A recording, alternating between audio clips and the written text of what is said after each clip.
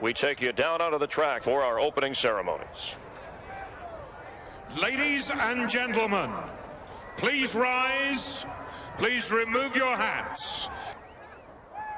Oh, say, can you see by the dawn's early light what so proudly we hailed at the twilight's last gleaming, whose broad stripes and bright stars through the perilous flight o'er the ramparts we watched were so gallantly streaming, and the rocket's red glare, the bombs bursting in air, gave proof through the night that our flag was still there.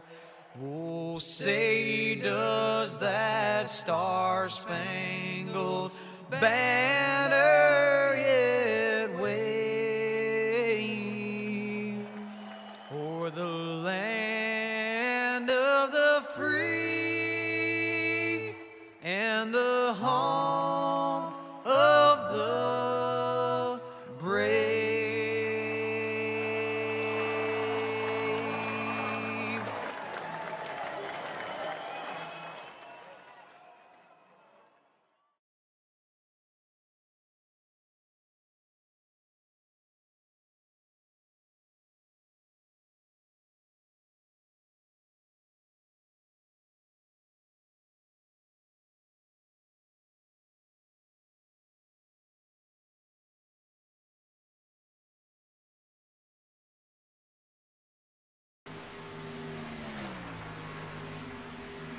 Welcome, ladies and gentlemen, to Daytona Superspeedway for the OP Racing Superspeedway Series. And tonight, qualifying has just gotten underway as we are bringing you the action here on MaxSpeedTV. In the booth with me tonight, if you don't know who I am, my name is KR Stolfus. But tonight, I also have Shawn Cool out here with me. Mr. Cool, tell us a little bit about yourself. Well, thank you for the introduction, KR. I am more familiarly known on the other side of the catch fence out on the racetrack in leagues known as Upstate Racing League and Racing for a Cause. And I'm just very fortunate and very happy that I'm going to get to be on this side of the catch fence per se tonight, and thankful to you and everybody that allows me to do it. Well, you're welcome. Tonight being a very special night here for the OP Racing League, as many tribute cars are out on the track running tribute paint schemes.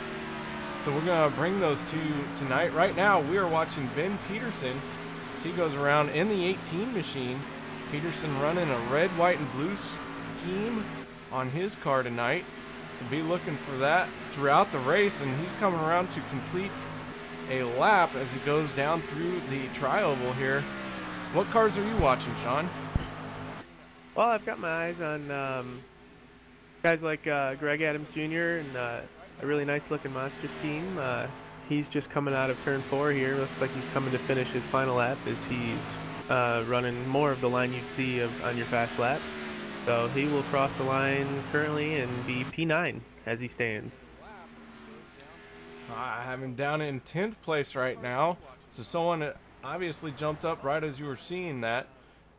Looking at the 24 of John Larson, he's currently in 5th place, but he is shutting that machine down.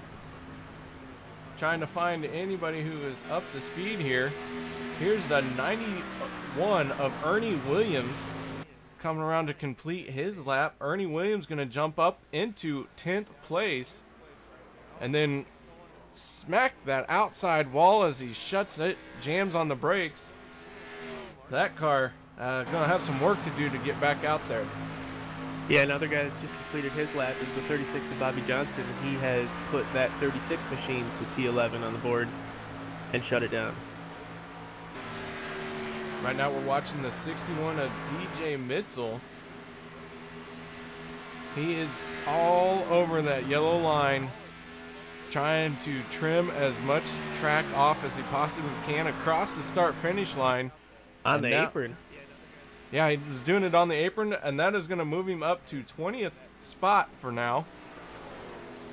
Very interesting approach to trying to scrub some time off there and keep your speed up, is to get down there on the apron. We've seen it before in forms of racing here at Daytona, but it's not usually noticed.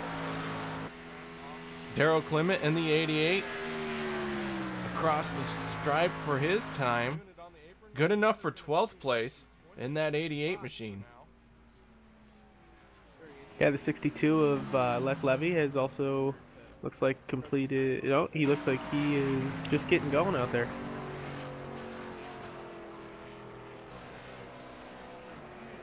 Just surfaced the racetrack from the apron, and he's getting ready on his warm-up lap. He's right up against the wall, so a telltale sign he is just getting started. Yeah, Les Levy running that high side, trying to burn as much fuel off in this thing as possible, and using that whole entire track, making it as long as possible. It does two things. It adds some heat to the tires, it burns off some fuel, and it allows you to get to maximum speed before you can get to the start-finish line to actually start your lap. Yeah, absolutely. You want to, especially with these cars, I mean, you want to do it in all the cars that you can run here in this iRacing Sim, but especially in these NASCAR Xfinity cars, you really want to be up against the wall for the most part, as smooth as possible on this first initial warm-up lap. You really want to get it wound up, do all the things that you mentioned, but another thing, you want to get this car wound up, get up to the gears smooth, and be as fast as you can when you start that last lap. We're looking at the 71 of Stephen Hunter. His first completed lap was good enough for 30th, but he has now dropped down to that yellow line. He's going to ride around here on the very bottom all the way down the backstretch. You don't want to add length to this track, and you also don't want to pinch the car off any. So it's a very fine line to walk, trying to run right around this bottom.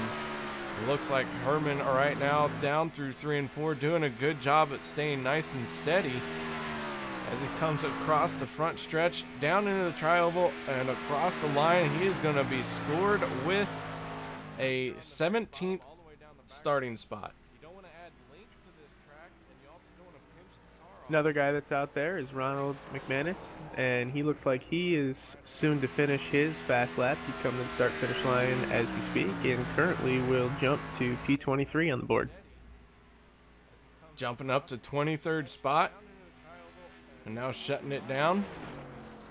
We have had 32 cars take a lap time,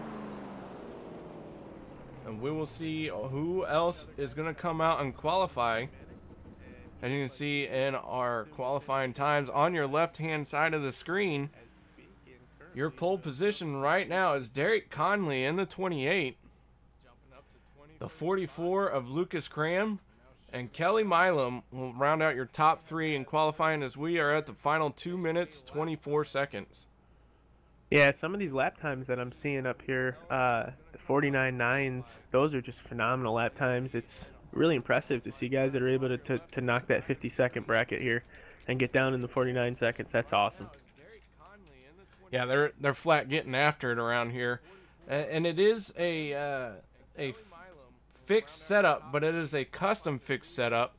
They are using 100% fuel here tonight, along with 2 fast repairs. So this is going to be some good racing. We're going to see a lot of door-to-door action, wheel-to-wheel, side-by-side, nose-to-tail. These guys are going to really tear it up here at Daytona. Speaking of Daytona, tonight's broadcast is brought to you by Walls Beard Co. If you need some beard balm, check out wallsbeardco.com.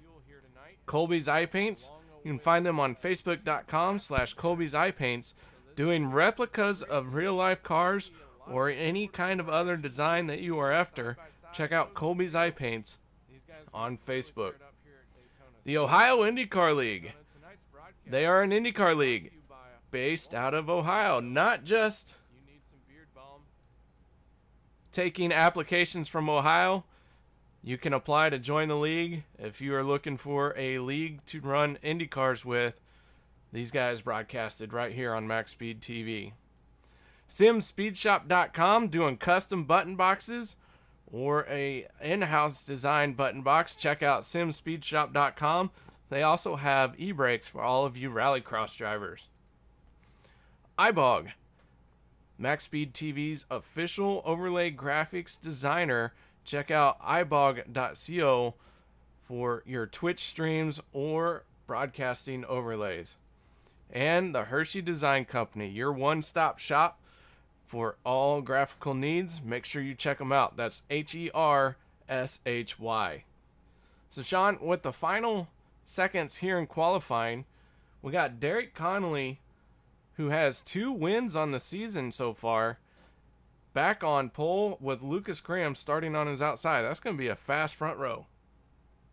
Oh, absolutely. I'm really excited to get these guys underway and to see all the action that's about to ensue out here at Daytona National Speedway. So they're taking to the grid here. So while they're gridding up, our starting grid, row number 1, brought to you by Walls Beard Co., will consist of Derek Conley in that 28 machine with a 49.985. Lucas Cram in the 44 going to start on his outside, make up row number 1. Row number 2 will be Kelly Milam and Tommy Gossett. Row 3, Tristan Walker and John Larson in the 24 machine. Row 4 going to be Cody Ober and Mark Vega in the 666. Mark Vega, who is typically the race control, race admin, is going to be joining us on the racetrack tonight. So we'll hopefully get to see what he has in action as far as skills behind the wheel. We know he can do a heck of a job adminning a race, though.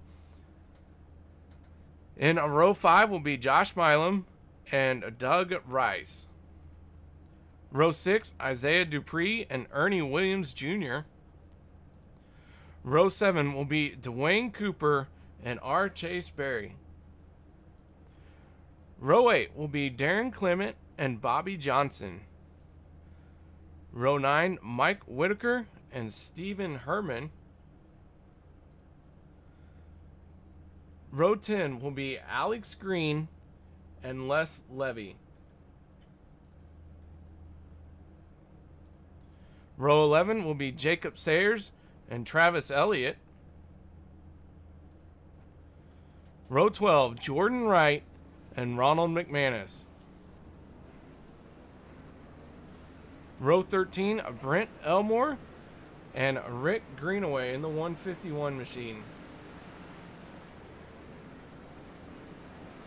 Row 14, DJ Mitchell and Greg Adams. Row 15 will be Scott Bellum and Robert Payne. Row 16, Alex Kinsler in the 350 machine and Ben Peterson in the 18.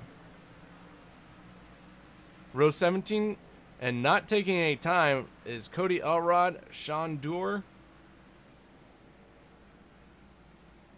Donald Bell and Josh Durham, Brandon Beckrow, Steve Thomas, Aspen Belvin, Jake Clarkson, Richard Fletcher, Glen Bundren, and Hoot Baker will make up this 43-car field. 43 cars of action tonight, huh? It's going to be a heck of a great show. It's going to be very interesting to see who is going to jump out to this early lead here and who can hold on to it. As Derek Connolly, he's been fast all season. Like I said, he's got 2 wins so far in that 28 machine. So we'll see just how fast he can go. Yeah, absolutely. And there's a lot to these points races, so it'll be cool to see him and what he can do. Sure will. Pace car getting ready to pull off. There it goes. Field waiting. Green flag is flying, and we are racing here at Daytona for 100 laps here tonight. Already early, Derek Conley on a good jump. He's going to be pulling along that yellow and black number 46 car. It was interesting to see if the 44 on the outside of him would have been able to get down, but he wasn't able to. So the inside line looks to be have a good push early. that does a lot of cars on that inside line. Ooh, is one car already dropping down below the yellow and losing spots. That is the 80 of Tommy Gossett. You'd have to think that anybody that would be doing that right now would have the strategy to fall to the back in the early portion of this race and kind of ride it out, kind of get a feel for how everybody's gonna drive and how aggressive everybody's gonna be early on, with the intention of being there later on in the show. So you would have to think that would be the idea behind the number 80 there. Sure do. You know, nothing wrong with riding around out back, but our first lap being led by Lucas Cram in that I side number 44. Lucas all over the side. That's a red, white, and blue paint scheme, so very fitting for this Independence Day race these guys got going on here tonight.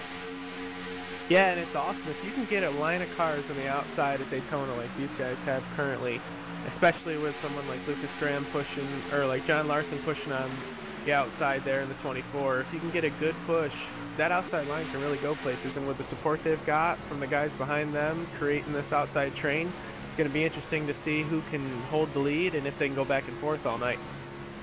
We're on the board right now with Kelly Milam in the 46. Second car on that inside line, pushing Derek Conley to a lap lead there. So two different leaders for two different laps. And I think we're going to see that for the most part throughout the entire night. I think that you're going to see a lot of what you're seeing here, where you'll have two guys that are leading both trains that are going to fight it back and forth, but throughout the night things will happen and we'll have a lot of different lead changes. Yeah, there's going to be a night full of lead changes, as we do have right now two very distinct lines, one high, one low. A lot of cars in each of them. A lot of energy being produced, but it's going to come down to who can bake it the most efficiently, as right now that inside line has just about a half a car length out in front. My concern with the inside line, though, is they had a little gap there between the 666 and the 17. And you know, when you're kind of unorganized like that, sometimes it's going to allow the outside lane to get that run going and work that side draft a little bit. And I wouldn't be surprised to see the 44 of Lucas Cram start to pull back up here, as you can see. Cram getting a good run down the backstretch, going to drop down in front of Conley. And so your new leader now will be Cram in the 44 for that inside line. But now Conley says, you know what, I'm going to go to the high side. But the 24 of John Larson said, no, thank you. Absolutely. That was a masterful job of what the 44 did there, Lucas Cram, to get down over. The yellow flag is out. Caution is out. Conley is spinning. Yeah, they started to get pretty aggressive early there. Sometimes 3 wide isn't the best decision at Daytona, even though it can be done. We're going to go to our MaxSpeedTV replay here, see if we can figure out exactly what happened.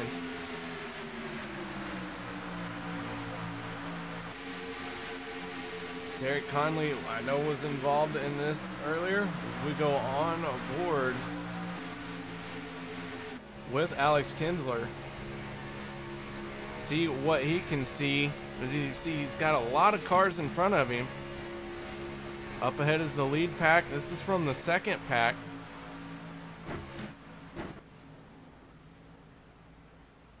And obviously not very good picture there. Something went wrong. Sorry about that. Yeah, it almost appeared as when the 3 wides are mounted and they were coming out of the trial there, the cars get really light as you come off the banking, and it almost just looks like the 24 of Larson might have gotten just a smidge loose or worked down the racetrack just a hair, and unfortunately looks like the 28 was kind of there, and they kind of met in the middle and sort of hooked the 28 of Derek Conley, and that's just unfortunate for the both of them. They're going to have to move to the tail and try and work their way back up to the field. That they are, and you know, we saw him jump out 3 wide there and didn't make it very far down this straightaway. Like you said, the 24 and the 28 making contact, and that's from the leaders. Those guys were that front 3 cars here, so everyone else really had to scramble to get through that mess. Oh yeah, there was. I mean, everybody in the field had to avoid that mess in order to keep going without any damage, and it just makes you wonder when you've got your leaders that are the first to kind of, at least first that we've seen, to kind of force it 3 wide like that. It almost puts in the rest of the driver's head, is that really something that I want to partake in for the rest of this field, or for the rest of this race, as there's a lot of laps left to go. So it'd be interesting to see if these guys jump right back after it and get 3 wide and get wild and crazy, or if they kind of continue the 2 wide type of super speedway racing that we would sort of expect to see early in the going. Well, 2 fast repairs available tonight, so we'll see how well they are used, how often and how many cars will have to use them is what I'm trying to say. So right now we know a couple cars have used them and will be, and I expect to see a lot of these guys get back out there as well. Yeah, the fast repairs are really nice when you're running super speedway racing. It sometimes there's a lot that can happen that is just out of your control, so to be able to have the fast repairs a lot of times is really nice. It kind of puts you right back in the ball game, and you're never really out of it, even if you have to start tail. So I would definitely expect to see Conley come back up to the field. I would definitely expect to see the 24 of Larson come back up to the field as well. I mean, those guys are definitely forces to be reckoned with here in the early going, and I'm sure that this isn't going to be a night-ending incident for him. No, but he is going to have some work cut out for him, as he has a long way to go sitting on pit road right now, already a lap down.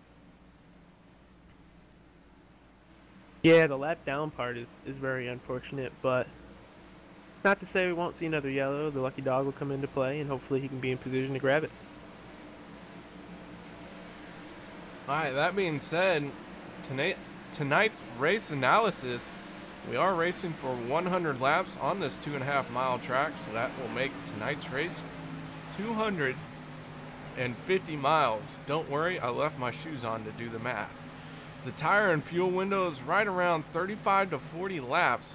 The tire's not so much of an issue here, but if you're down on pit road getting a full tank of fuel, you have enough time to change tires as well, so we'll see a lot of that go on with each pit stop. And it's going to be an interesting race out here tonight, seeing how many people switch it up and maybe take 2 tires if the situation comes to it. Yeah, absolutely. And what'll really spice it up is if the race has a nice long green flag run at some point and they're able to get green flag stops, and it'll be very interesting to see who can get on pit road, who can get off pit road and into their stalls, penalty free and fast, and who can get out with the pack, or who can get out with guys that they can work with and really separate themselves from the rest, hopefully towards the front of the pack. All right, so up front is still the 44 of Lucas Cram, Kelly Milam in the 46, sitting in second, and third place is the 7 of Joshua Milam. So be expecting to see those two work together and try and hook up just as soon as they possibly can. Yeah, that's a great observation, and I'm pretty sure the 44 might be coming in. Nope, he's going to fake the field here. And we'll complete another lap here at Daytona International Speedway. We are working our first caution. We do have 93 or 92 laps to go. We've had 2 lead changes between 2 drivers, Lucas Cram and Derek Conley. So field's starting to form up, getting side by side now, and getting ready to have this restart. Yeah, lights on the pace car are out. You're gonna see the 46 and the 93 try to get organized here on this start. Being on the outside and getting up to speed, you're taking the longer way around the racetrack, and you're not necessarily all the way wound up yet. So they're gonna try and work together. I would assume as hard as possible to get these cars up to full song. And you know, same goes for the 44 and the 7, but it'll be really crucial that those guys really get hooked up and get going here. Sure will. And down the backstretch, under yellow takes forever, but when you are up to speed, it doesn't feel like you're going all that fast or on it for that long. But man, this is a very long backstretch.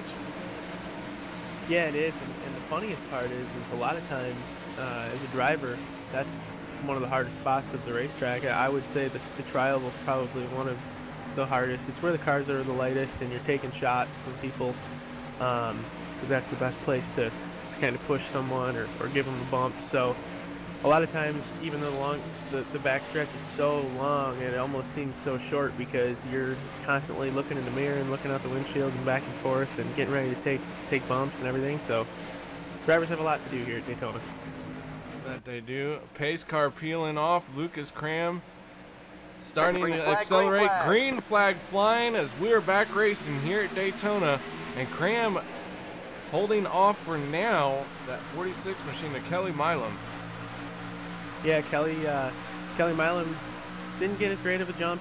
You kind of are weak to, you got to pay attention to what the leader's doing. The leader gets the advantage as the green comes out, but he's been able to hold to his quarter panel here, and if the 93 can get back to him coming out at 2, it's going to be a battle all the way down the straightaway. Kelly Milam in that 46 front car in the outside line. Lucas Cram in the 44 inside front car with some help from the 7 of Joshua Milam. Joshua came into tonight 3rd in the points, or I'm sorry, as the points leader. Does have 1 win on the season, so he's looking to get that 2nd win. But right now he's still got 90 laps of racing to go. Yeah, 90 laps of racing to go. It's such a long time here. You see Isaiah Dupree has also been able to get to the back bumper of Kelly Milam, and it looks like it's going to give him a nice shove down into 1. And if they can hold that speed like they're doing currently, he's going to have a very nice run down the backstretch here with a pretty good organized outside line, considering the gap between the 2nd and 3rd car in the inside row there. Yeah, 5 cars working very well in that high line. Just might push the 46 and the 93 to the front here. And they got to get past that 44 and 7, who are also working very well and starting to separate from that 3rd car in the inside line. Yeah, the 46 has now cleared the 44. It'll be interesting to see if he can stay in the outside line here and keep working with Isaiah, or if he will pull down as the 44 of Lucas Cram did earlier on in the race. Always a tough decision trying to figure out if you're going to stay high or if you're going to slice down. I personally like to stay high because you got that position by running on that high side. So why would you want to abandon it and go down low? Well, yeah, and the other thing is you know, you've got help from somebody to help you push, get yourself out there. So it's hard to leave the guy that has just done that for you. But then you have something like now where Isaiah's kind of jumped to the outside line, and now the 46 of Kelly Milam is kind of stuck in the sucker hole, or in the middle, as some people would call it. I didn't know I was a doctor as well, as I just had a moment to had to take care of something very interesting. So sorry, I completely missed what we were talking about. Well, as we can see out on the racing surface, the 93 of Isaiah Dupree has taken the lead, and through lead change, a 3-wide lead change where he went way to the outside wall up against the fence to pass the 46 of Kelly Milam. We got cars turned, but they're down below the yellow line. Nope, back up into the racing surface. The yellow flag is out. And the yellow has flown, and we've got a car turning over. A wild ride for what I believe was the 71 of Stephen Herman. He's currently still down. He's just coming back onto the racetrack. He's driving that number 71 Chevrolet Camaro back to what I would imagine back to what would be will be pit road for him. He went for a wild ride through the infield grass. We're going to our MaxSpeedTV replay with the 71 of Stephen Herman. Started 18th on the night. Trouble happened up ahead of him. 51 jumps back up on the track. Herman goes end over end. The 51 machine also involved of Travis Elliott.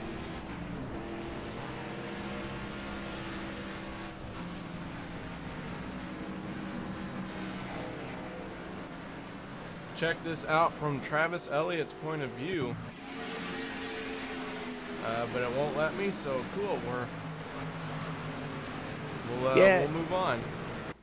And it really just looked like one of those deals at Daytona where, you know, you get a bump at just the wrong time. It looked like 51 might have taken a shot from the 3 coming off the 4 there, and it's right where the cars start to come off the banking and get really loose. And looks like it just kind of knocked him sideways, and unfortunately it was on the left rear quarter a little bit also. And when that happens here at Daytona, doesn't usually end very well, and they were in a pack of cars that were 2 and 3 wide, and he almost made a nice save, but he kind of got tagged, and it was on from there. Several cars on pit road, including Mark Vega in the 666, and now the 36 of Bobby Johnson. He's going to be the first one to leave pit road. The 38 of Sean Dower right behind him. And this is huge, being on pit road here and being able to get off pit road first. I mean, it's really difficult in any of the tracks that we go to make up ground, but especially at a super speedway when everybody's right on top of each other and there's nowhere really to go without pushing the issue so early in the race. Making positions, you have to be very patient. So if you can get them on pit road right now, that's phenomenal. All right, guys, we're going to step away for a commercial break. We'll be right back.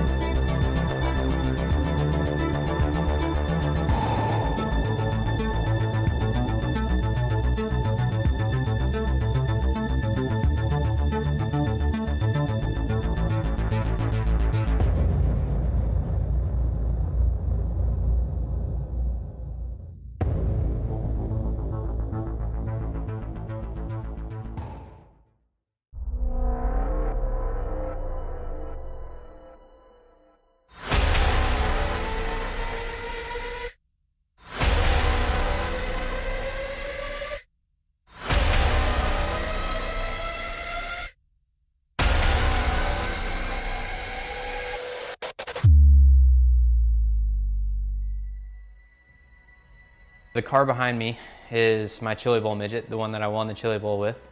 And what's interesting about that is it's actually the car that iRacing scanned that's going to be available to all the iRacing members out there.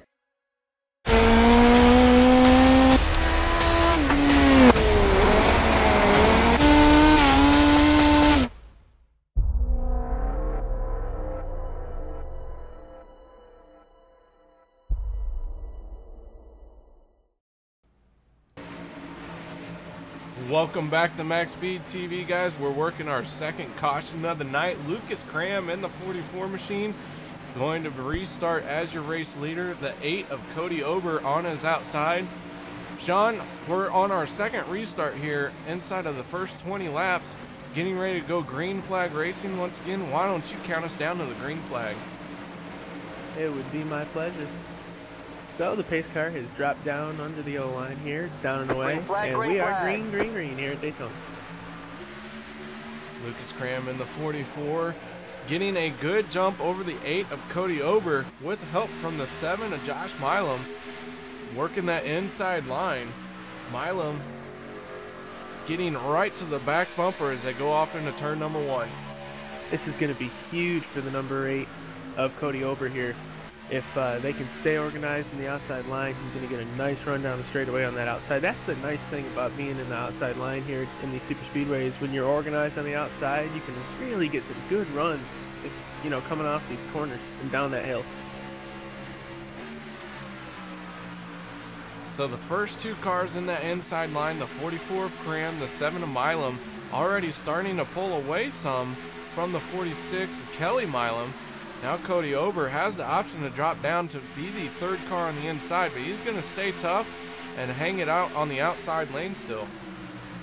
One guy that has re-caught my attention is that 24 of John Larson. He was in that early incident in the first yellow that we had and he's already kind of clawed his way through halfway through the field. He's currently running 12th, and that 24 is on a mission. 24 had an earlier incident, but recovering well and trying to get back to the front. Meanwhile, another guy who sort of in the same boat as Kelly Milam in the 46, he's running well in 3rd there. He's looking like he might clear the 8 eventually here, or be able to make some moves if you desired to. So the Milams getting nose to tail, going to start working together here as Lucas Cram in the 44 blinks out for a second. That is not something you want to have happen here on a draft pack. Oh, absolutely not. It only takes a second and you could end up blinking back in front of traffic or inside traffic, and that could be disastrous for the field. Very, very disastrous when you start blinking. Not only does the drivers around you not know where you're going to end up, but it also slows down whatever line you're in and causes a lot of momentum loss. Which is the one thing at Daytona you just do not want and can't afford. Another guy surfacing to the front of the field here is Rick Greenway in the 151 car. That's that red Toyota Camry down there on the inside line. He's starting to surface to the front of the pack. Same with guys like Robert Payne, and also guys like the number 15 of Alex Green.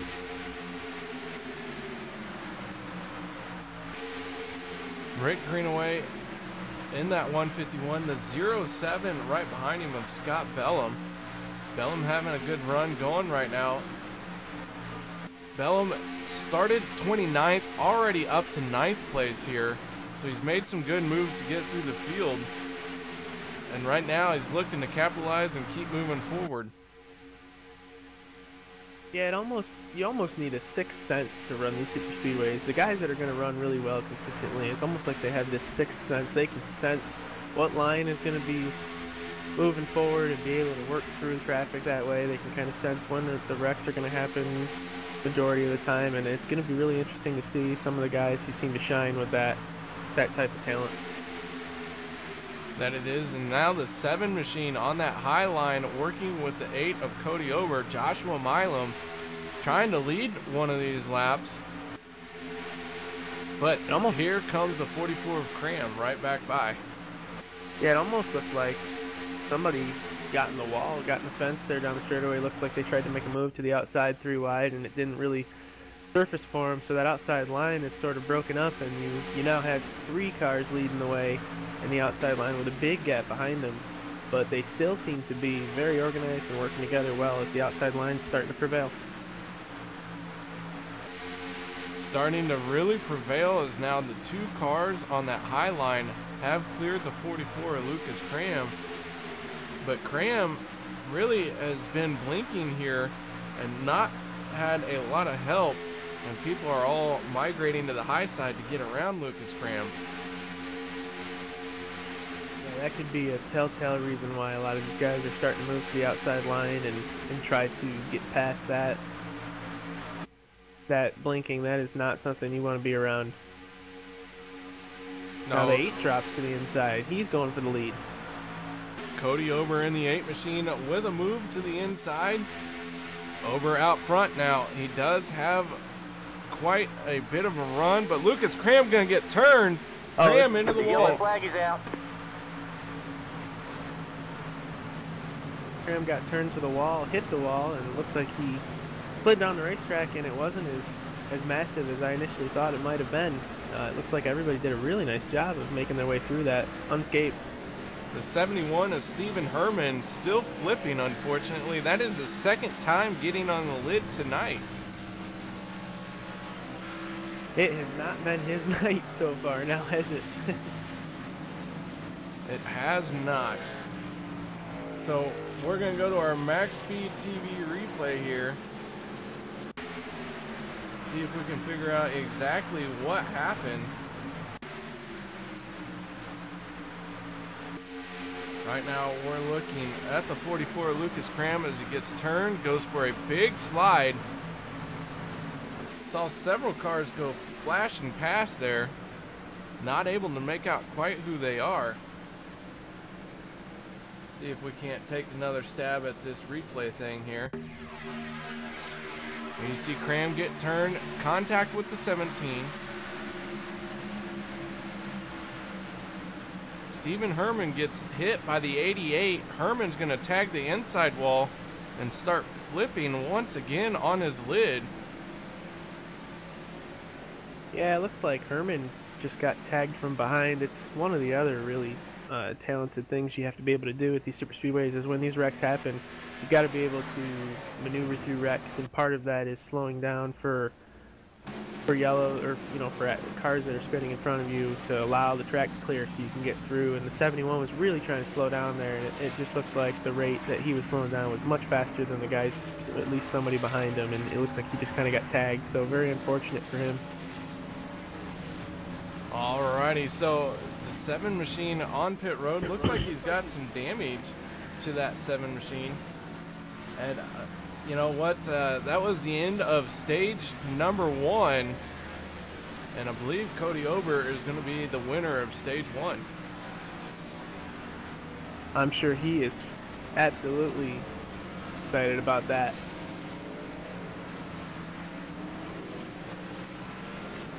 So as pit stops are happening, cars are racing off of pit road here, and we see Derek Conley still sitting on pit road. He's decided, obviously, he's not going to make it back out here tonight. He is already 20 laps down after being caught up in that first wreck of the night. And that's just very unfortunate. Derek Conley is your second place driver in the standings here in the Super Superspeedway Series, and so it's going to be a big hit for him towards the end of tonight, so that's very unfortunate to see. So a lot of people trying to get down into the lead position to become the stage winner, and you know what, it can only go to one person, and that is Cody Ober in the 8 machine. Let's see if we can get a word in with him. Cody Ober, KR and Shawn up in the broadcast booth. You got your ears on, man? Yeah, how you doing? I'm doing great. Congratulations, stage 1 winner here tonight. How's this going to translate into getting the victory lane here? Well, hopefully we can just carry this momentum through the next stage and this then on to victory lane. I'm where I'm most comfortable, which is up towards the front. I'm just going to try to stay up front all night and see what happens.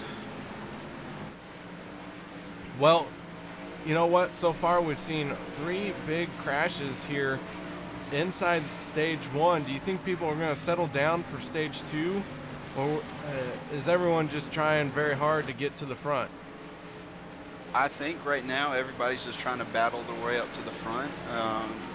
Hopefully people come into stage 2 with cooler heads and everything, and try to get as least amount of cautions as we can so we can race hard and put on a good show. And yeah, hopefully I'm hoping that I don't get involved in a wreck, because my track record for the last couple weeks haven't been very good. Well, you know what? Stage 1 winner, so congratulations to you, man, and we look forward to seeing you get another stage and even victory lane. I sure hope so. Thank you.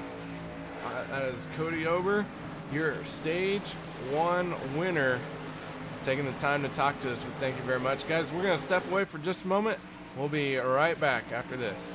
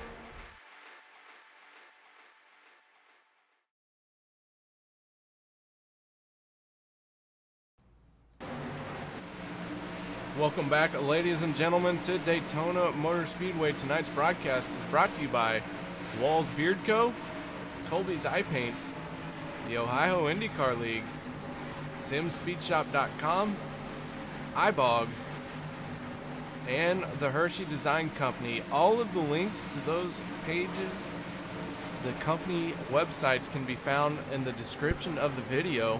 While you're checking out those links, give it a quick thumbs up. Make sure you subscribe to MaxSpeedTV if you haven't done so yet. Cody Ober choosing the outside line for this restart. Green flag is flying, and here we go with the 151 of Rick Greenaway on his inside. Rick's got a great run here. He was able to get through the gears well. He hit the start-finish line at the perfect time. He looks like he is going to set himself up for a great run going down into one here as these cars come up to full song. It does take them a minute or two to get all the way up to full speed, as this restrictor plate B car that we're running out here tonight does take a moment, does take some effort. You can see just how hard these guys really want to be in the front. Both lines really got organized really quick coming off the 2. They really got really tight and were pushing on each other pretty hard there. And it really showed going down in the 3. Both guys were nose up, and looks like the advantage, though, is going to go to Rick Greenaway. Greenaway does have the advantage for now, but the 8 and the 3 are challenging right back. And that is the 3 machine of Robert Payne giving some help to Cody Ober. And Ober led that lap. So it just goes to show, once you can get a push, just how fast things can change here at Daytona. And just like that, now Rick Greenaway is starting to surface to the front again. So now Greenaway back to the front, down the backstretch. I've found that the inside line really gets through 1 and 2 very well, gets through the corners well, but just doesn't have the same speed that the outside line can have down the straightaways. So interesting to see how they work back and forth.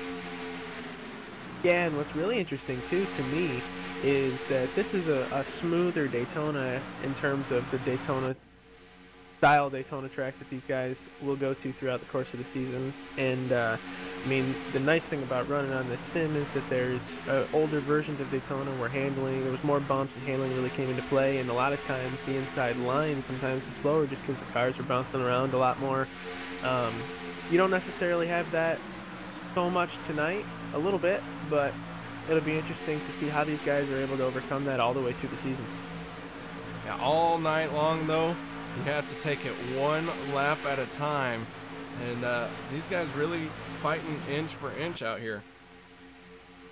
Yeah, it's a battle every lap, just for inches. You're coming around this big 2.5-mile super speedway, and at all costs, you're trying to battle for inches. That's what's so amazing about what these guys are able to do, door to door, inches apart from each other, and just battle at 180 to 200 miles an hour. It is just fantastic. Side by side, the first 6 cars are separated by, you know what, paper thin amount of air. I mean, you're talking less than a second for the whole front part of this front pack here. That's starting to kind of stretch the rest of these guys. It looks like it's very calm throughout the field. A lot of the guys are running 2 by 2 by 2 for the most part, but they're leaving a lot of space, leaving a lot of room, and just trying to survive and get to the end of this race so we can race it out. The 17 machine of Tristan Walker, he is all over the back bumper of the Rick Greenaway, and it looks like he's anxious to try and get to the front. He's tried to stick his nose down a couple of times underneath Rick Greenaway, but you know what? Greenaway not leaving him enough room to really complete the pass though. Another interesting fact is these cars where you really have to manage your temperatures. When you're in a position like the 17 or the 3 and you're really trying to work on pushing the lead car in your pack, or even if you're, you know, 3rd or 4th in line and you're trying to get organized to get your line moving and get the momentum going, you really sometimes have to tuck up right behind the guy in front of you, and that will cause your temperatures in these cars, the oil temps and water temps, to rise. And if you don't manage that, you'll be smoking and not running. Cody Ober in the 8 machine, your leader on the outside line, running a tribute paint scheme to one of our fellow drivers as well. Just likes to poke at him. Like we said earlier, these guys all running some patriotic schemes, and so the drivers wanted to say thank you to all of our veterans and current active duty military personnel. So you know what? Thank you very much, guys. And the drivers, man, I'll tell you what, that 3's got a beautiful paint scheme, and that 8 running some camo on it. Oh yeah, absolutely. There's nothing better than seeing the patriotism of NASCAR drivers and racing fans, and in the case of this, we've got a mix of both. These guys out here putting awesome tributes on for the people that make this possible, so that we can enjoy our nights racing and being able to enjoy racing as a whole. Down this long backstretch they go. That 00 of Dwayne Cooper. He's starting to put his name into the hat. Dwayne Cooper, someone that almost always finds his way to the front, no matter where he starts. Here he is once again on the inside line, looking to make something happen as the 17 of Tristan Walker gonna move to the outside line in front of Cody Ober. Walker looks like he's gonna lead this lap.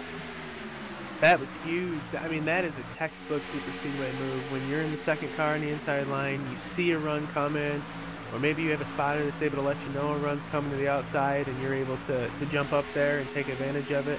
You leave a gap between the guy you were pushing and the guy that was behind you, and that hurts that line. Textbook super speedway move. That was fantastic. He made a good move, and then Cody Ober in the 8 machine dived right down below him, and now Ober on the inside line looking to be the one as the leader at the stripe.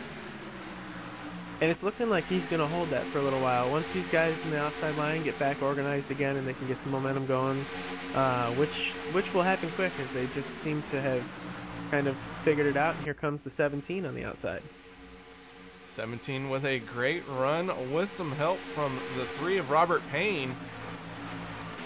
That high side really starting to work well, as it looks like we're going to go 3 wide here with Josh Milam and the 80 machine of Tommy Gossi. It's just so interesting to see how these guys are able to reorganize so fast and get such great runs going. Oh, the 8's been turned sideways, but what a save! Rick Greenaway getting turned by the 00 of Dwayne Cooper. Big pileup happening here in the corner. Everyone charging in, piling up, getting caught up into this. That's got to be the biggest one of the night so far.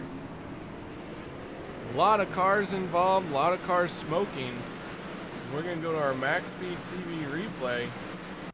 There's even a lot of cars spread out all over the infield just trying to make it through that.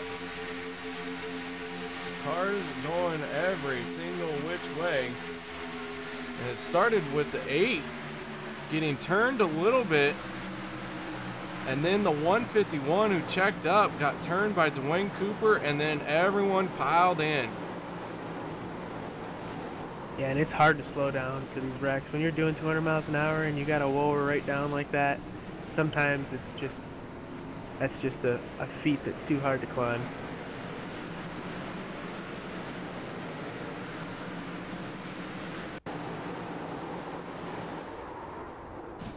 But I do have to say, what a save by the number 8 of Cody Ober. I mean, that was almost like shades of Kyle Busch in the All-Star. I mean, that was just, what a save. On the apron, still kind of getting pushed and hanging on to it. Excellent job on his behalf. Watching from Alex Green in the 15 machine. See cars still just scattered everywhere as he spins it around, gets it straightened back out. More cars piling in still.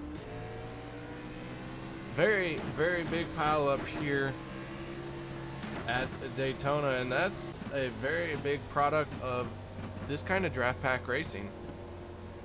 Yeah, I mean, it's just gonna happen. Sometimes you just can't avoid it. You can't get around it. And there is sometimes just a lot of luck that's involved in being there at the end of these races. It's nice to have the faster pair, so when something like this happens, you can kind of go in, get her fixed, and get back out and have another shot at it. But I don't think that you're ever going to fully be able to get around something like that. It's just super speedway racing. Ooh, contact being made between Alex Green and Kelly Milam for pit road. That is not what Alex Green needed right there, or Kelly Milam in the 46. Milam trying to hit his pit stall. Alex Green trying to exit out of his pit stall.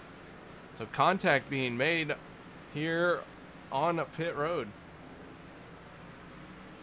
And that's so unfortunate, because you're just going to lose so many spots if you're someone like Kelly Milam, and the 15 also. That's going to cost so many spots that were just lost instantly when something like that happened. Milam on pit road getting his car serviced, hammering out all the new damage that he just acquired. Unfortunately, just a little bit of miscommunication between the drivers. And fortunately, though, both drivers able to keep going. So looking back up front, it looks like your leader is now the 17 of Tristan Walker, who is making his way to the front, and he has now found the lead. Tristan Walker, who has not been on pit road yet tonight, continues to stay out there. And we'll see when he makes his pit stop, if he does make one. So while they circle around, we're going to step away for a commercial break, and we will be right back.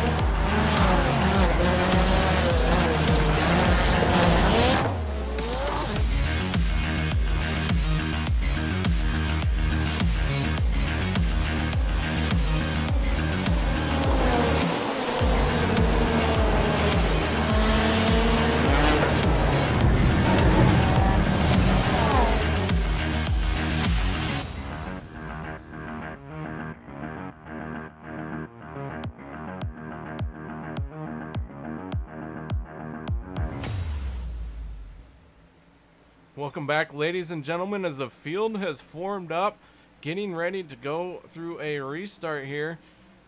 With that being said, Shawn Cool, why don't you take us away, take us to this restart. Looks like Tristan Walker in that 17 has elected to take the high side here on this restart. We've seen that once already tonight. The pace car is down and away, and the race directors have thrown the green flag. We are back underway at Daytona International Speedway. The 38 machine is Shawn Dower on the inside, getting a good run with some help from the 7 of Josh Milam. Those guys working together very well and able to clear the 17 of Tristan Walker. Walker right now doesn't have any help, no one around him, and he is losing ground quickly. But here comes the 88 of Darren Clement. Walker seemed to have just been abandoned on that start, and he was looking for any help he could have gotten as cars passed him in multitude. Cars in the infield now in the grass. They're all able to make it, it looks like, back up on the racetrack. Clean and free, the 8 also in that, and he's made another fantastic save to keep these guys green and underway. So no caution, even though we had a big moment. Back up front though, Josh Milam looks to be your leader for now, and the 12 machine of Greg Adams giving him a little bit of help, but that 38 of Shawn Dower all by himself, as the 39 of Jacob Sayers trying to close up on him. Cody Over, who had done so well in the early portion of this race, who was caught up in that last moment, he acquired some right side damage, some right front fender damage, and the fact that this race continues green and the yellow didn't come out is going to be very devastating for him. That damage is going to slow him down tremendously, and you just can't pit right now. You just, with everybody running full speed, you'll just get put too far behind if you try and come in, maybe use a faster pair. You won't have anybody to work with when you come out of pit road, so he's just going to have to miserably ride this one out and hope for a yellow so he can get that thing fixed. Yellow will be coming out lap 50, and that will be the end of stage number 2. So, you know, he's got that yellow coming up soon, just got to hang tough. But right now, we got to try and figure out who's going to win stage 2. That's right, back up front, number 7. He is fighting very hard on the outside line here. He's got some guys behind him that are organized and going to give him the push. One being the lime green and black, number 18, it looks like right there. And he's going to get a good push coming to the line. I believe he's still going to be second crossing the line there, as that one should have been led by Shawn Dower in the 38. Each passing moment brings us that much closer, not only to the end of stage 2, but to what feels like another big pile up, as these guys are trying to go 3 wide right now with the 93 of Isaiah Dupree on the outside. This just shows how much stage points are worth and how much each one of these drivers want to be able to finish well at the end of each stage and get as much as they can throughout the course of this race to set them up for the rest of this season. They are holding nothing back here as we are getting ready to close out the second stage. Everybody wants to win this one. That they do, and they are trying very hard to make it happen. Now the 93 is going to finally tuck in. So back up front, we have, oh, what is this lead car pack? Looks like 12 cars, all running nose to tail, door to door. Yeah, it looks like 12 cars with some flirtation of about 13 through maybe 14 or 15 back here that are just starting to grab that draft and grab that wake and suck back up in this thing. They are also trying to get a good run here. They've got enough laps to try and make some spots up and maybe make the tail end of the points grab for the end of this stage here. The 38, Shawn Dower, still on the inside. Josh Milam did lead that lap. And here we see the 17 of Tristan Walker way up high, getting into the wall, and he's going to stick it in the wall. And we got a wreck. The yellow flag is out. Cars piling up into the outside. A hard lick for one. Big time accident once again here at Daytona. I think it was Douglas Rice might have been the one that took a really hard hit in the outside fence. He got tagged in the right rear quarter, and man, did he take a hit. We're going to our MaxSpeedTV replay. From high atop the blimp, you can see the 3 diving down underneath the 17. Christian Walker in that 17 going to stay on the high side here, getting kind of pushed out. Tagging the wall goes the 17, but then the 3 gets into it, and everyone else really just kind of piling in. The 350, Alex Kinsler involved. So another accident here right at the end of a stage, getting very close to a stage end. It appears everyone was able to drive it away, which is good. That tends to mean they'll be able to make it to pit road and hopefully be able to make repairs. So I'm sure some people will have fast repairs at their disposal that they'll want to use, and hopefully everybody's able to get back into this thing. We're about to find out who, what, and where. So while we have a moment, I'm going to step away and we'll be right back. Oh, no, never mind. We're at the end of a stage. This will count as the stage end. And it looks like the 38 of Shawn Dower is going to be our stage 2 winner.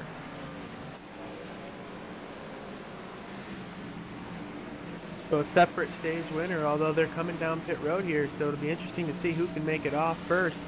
I would have to think that the guy that makes it off pit road first here will be the stage winner. It looks like it's more important to these guys to get in and get off pit road and be set up for the end of this race on fuel and tires and whatnot than to potentially lose the stage here. So it'll be interesting to see. The race off pit road is now underway.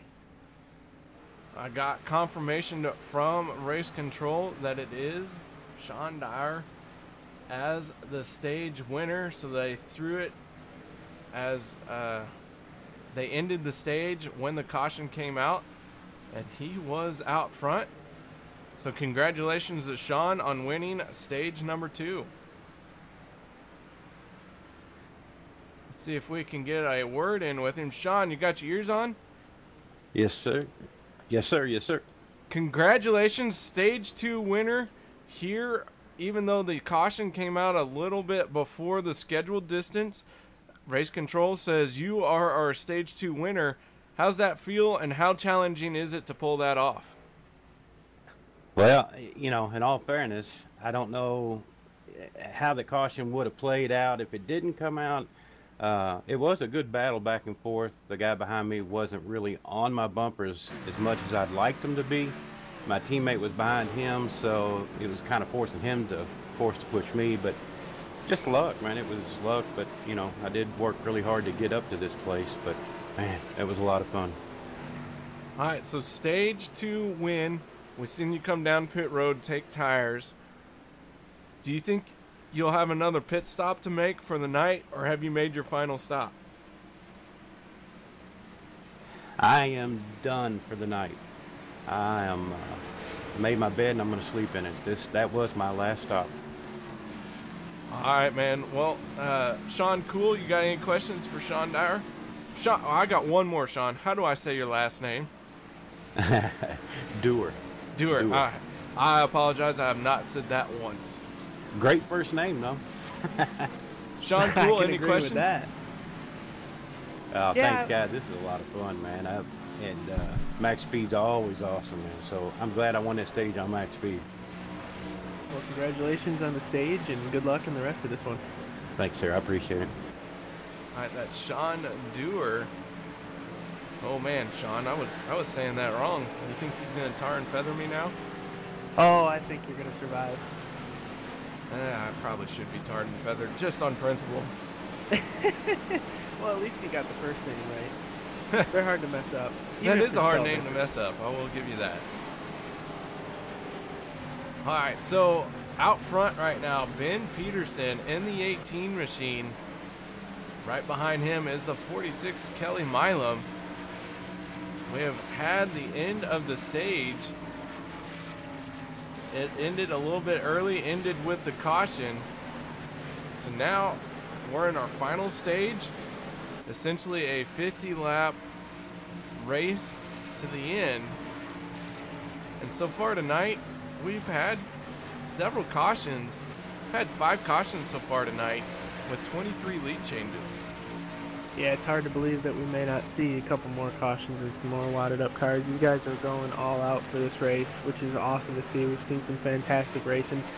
Something that's kind of pointed out to me as we set ourselves up for the finish of this one. Some guys who've been consistently up front tried for the most part to stay out of trouble, but they have definitely engraved their name in the front half of this field. Guys like the 46 of Kelly Milam, also guys like the 93 of Isaiah Dupree, and one guy who we really haven't talked a whole lot about tonight, but we kind of should have. He has been up front all night, and he has showed a lot of speed, is the number 11 here in that Lego Camaro of Chase Berry. Of our Chase Berry. He has he's been consistently up in the top half of the top 10 here, and he's setting himself up to be in contention for the end of this one. That he is. He started 14th, currently going to restart in the 5th position. It's the 3rd car on the inside line. Like you said, he's been running up front. He's made some good moves, and now he's really starting to get a sniff of that lead. So we'll be watching this guy, see if he can get out front for real. Yeah, he's just quietly and consistently put himself in contention, and he's there for the second half of this race, really where you want to be right now, somewhere up in the front half. So the 18 of Ben Peterson choosing the outside line. Kelly Milam in the 46 is going to restart on his inside. That'll make up your row 1 for this restart. Row 2 will be the 93 of Isaiah Dupree and Cody Eldred. As this green flag flies, here we go. Once again at Daytona, final stage underway, 50 laps. Make it 49 laps to go. Both lines, both seem to have gotten a pretty equal start. Both have some good help. The inside line has now separated. There isn't as much help. Some guys, the 00 and the 38 have now dropped down. That's going to hurt the outside line here, as there's only 2 cars running up top. 38 jumps back up top here. And we've got a 3x3x3 battle going to the front. We do the 38 of Shawn Cool. Gotta make sure I say it right for every time I said it wrong. You don't want to get tarred and feathered, do you? I don't like being tarred and feathered. It's painful. When we go on board with Shawn Cool, and you see just how hectic it is for a driver. You can't really see too far up ahead of you. And then when everyone's slicing and dicing trying to find some room, you are left with very few options about where to go. Wow, and a big move by the 93 of Dupree to slice down right in front of the 46 of Milam. Milam really cut him a big break there because he wasn't necessarily clear. That could have been very, very disastrous for the both of them. But the 93 was able to slide down in, grab the lead momentarily, and now the 18 has surfaced through that little altercation to the lead as they lost a little momentum. Ben Peterson out front now in that 18. Red, white, and blue paint scheme, looking to lead a lap out here. Add his name into the books. He was leading under yellow. Now he's led one under green for sure, as that lap will be credited to him. And with that, he's still got to battle off the outside line as they've resurfaced to the front. And now he will be battling the number 14 car of Cody Eldred, who has made a nice run to the outside with Dower, sorry, I'm going to be tarred and feathered. With Doer, who is pushing him in the second row in the outside line. All right, guys, this race is well and underway. Let's take a moment. Let's crank it up.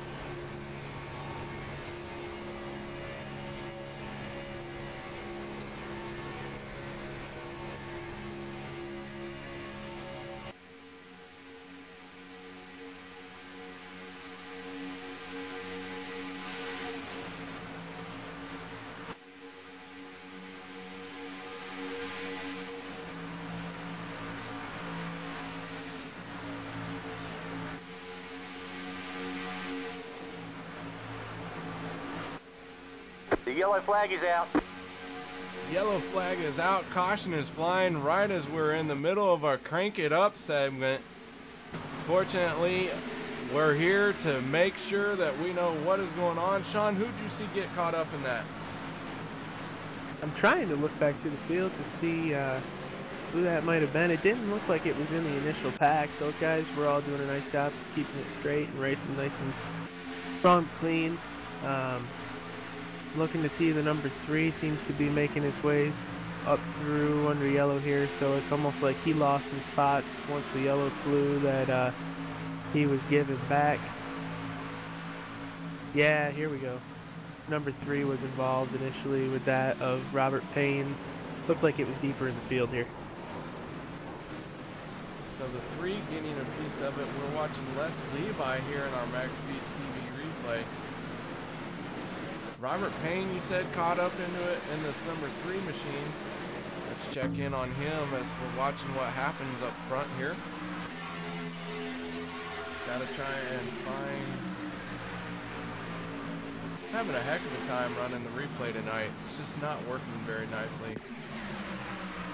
Yeah, well, we'll get the replay going for everybody that's out there watching.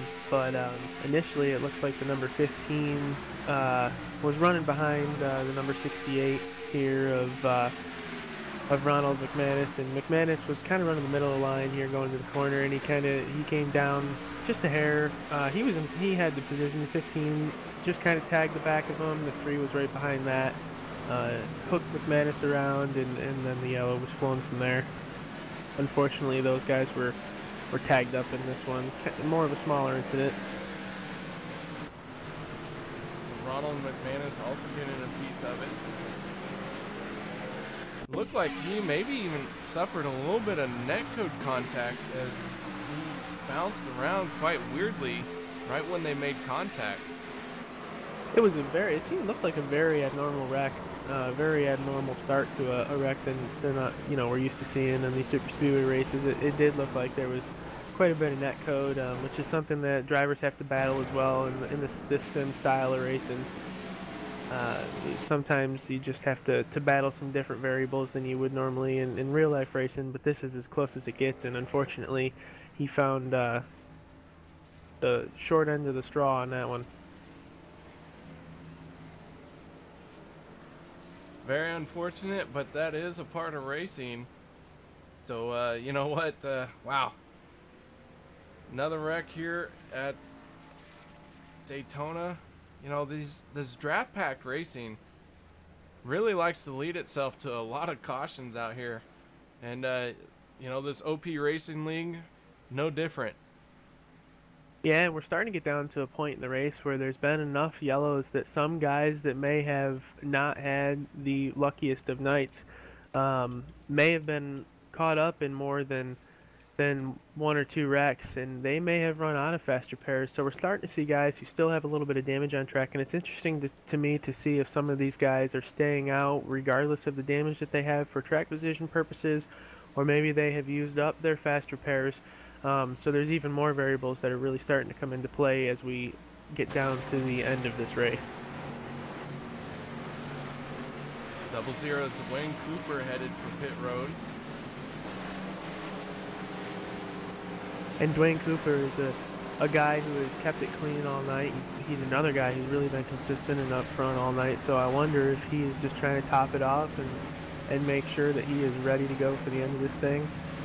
Or if maybe it still is a little early to him and he wants to kind of let some of the more action ensue and be there at the end. It's interesting, so a lot of the different strategies that are playing out right in front of us. We've had 6 cautions for the night for 17 laps so far. We have 42 laps to go and 26 lead changes right now. Cody Eldred in the 14 machine is your race leader, followed by Sean Hooer in the 38, and then the 93 of Isaiah Dupree making up your top 3 here on tonight's event. With that caution waving, the pace car out front. It's been an interesting race. We've seen some great racing, and it has been slowed down by a number of cautions, but you know what? A lot of these things have just been a product of close racing. Yeah, there hasn't really been wrecks that have really truly been avoidable. I think a lot of them have just been a factor of, it's just a product of the super speedway, this plate racing. Sometimes you're just not going to be able to get around that, and that's just a product of, you know, what you sign up for when you come and run these things. I'm really impressed to see the 93 of Isaiah Dupree. You see Milam in the 46 still up there. Even the 11 is still just consistently up there. Those guys are doing a fantastic job, and we see some new faces coming to the front as well. For example, like the 95 of Jordan Wright. Stephen Herman in the 71 machine. He has been on his lid 2 separate times tonight. You know, we mentioned 2 fast repairs.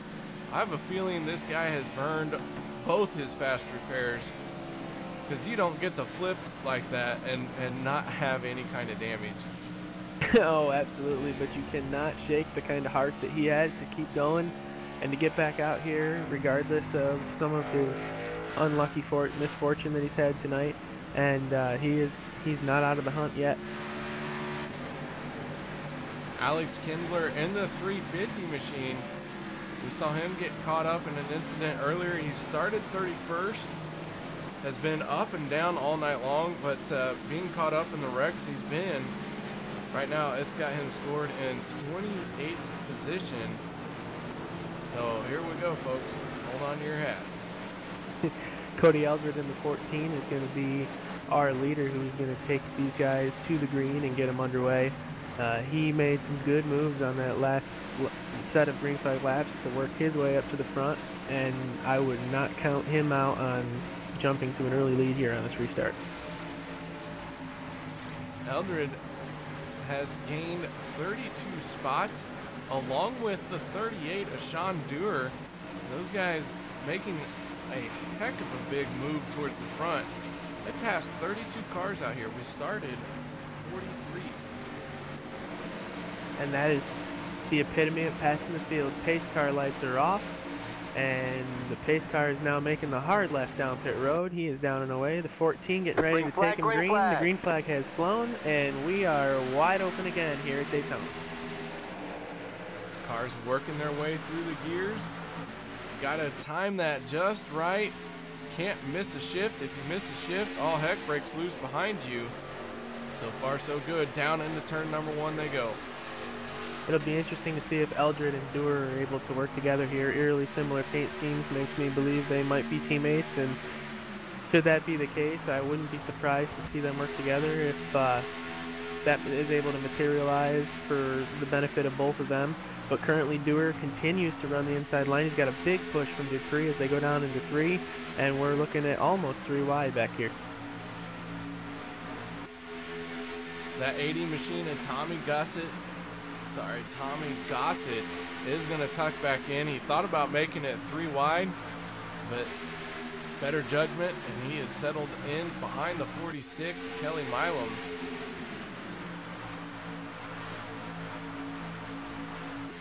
These guys were able to get up through the gears on the restart and all materialize to get in line.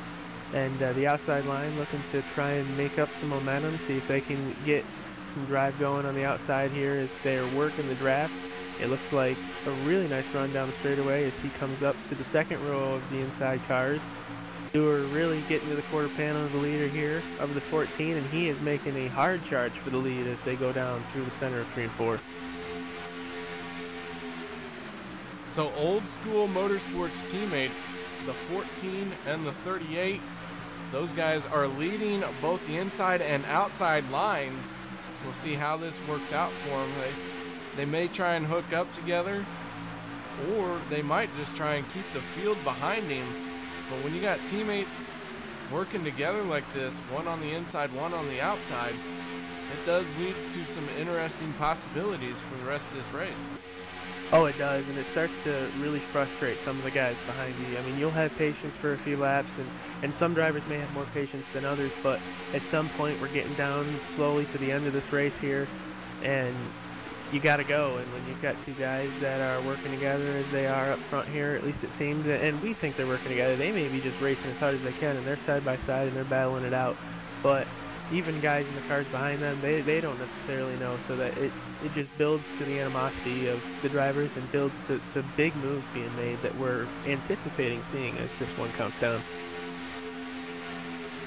We're on lap 64 of 100. Watching these cars up front, they are really putting on a heck of a show.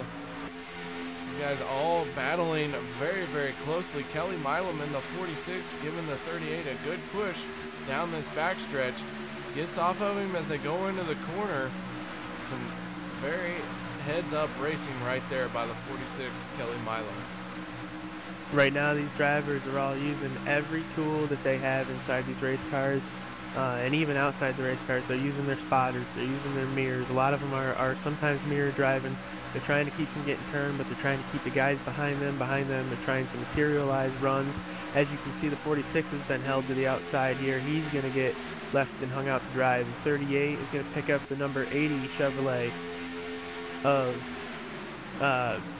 Tommy Gossett, and they're going to try and materialize again, get a good run going on the outside line, and try and resurface to the front. Kelly Milam losing a spot to the 80 of Tommy Gossett.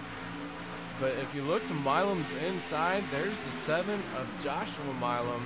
Those two might start working together, might be able to make something happen, as they are teammates for Fuel Motorsports.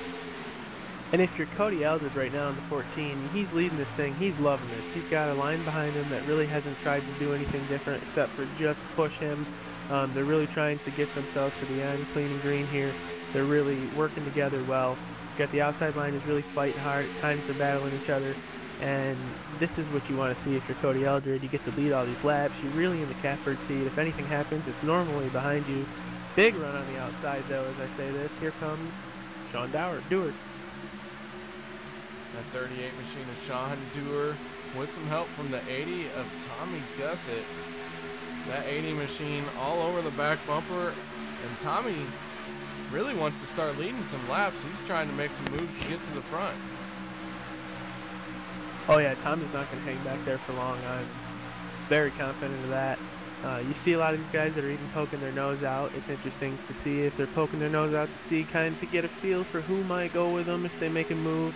A lot of times you kind of will peek at a move before you actually do it, just to get an idea of who might go with you. Because when you do that, peek that move, someone might start to move up, and kind of a sign for the drivers, kind of I guess a language without words for the most part of who might, you know, make that run with you, or they might be peeking their nose just to try and manage temperatures here. We've been green for a little while and they're pushing each other, so it'll be interesting to see who's able to make that first move and how they do it. Yeah, it's only a matter of time before we see someone make a big move. As the 46 Kelly Milam, big blink moment, and really has stacked up the field behind him, with the 11 of R. Chase Berry also getting a part of it. That has destroyed the run on the outside line. Dewar has done a nice job, as well as the 80 of Tommy pushing him back there.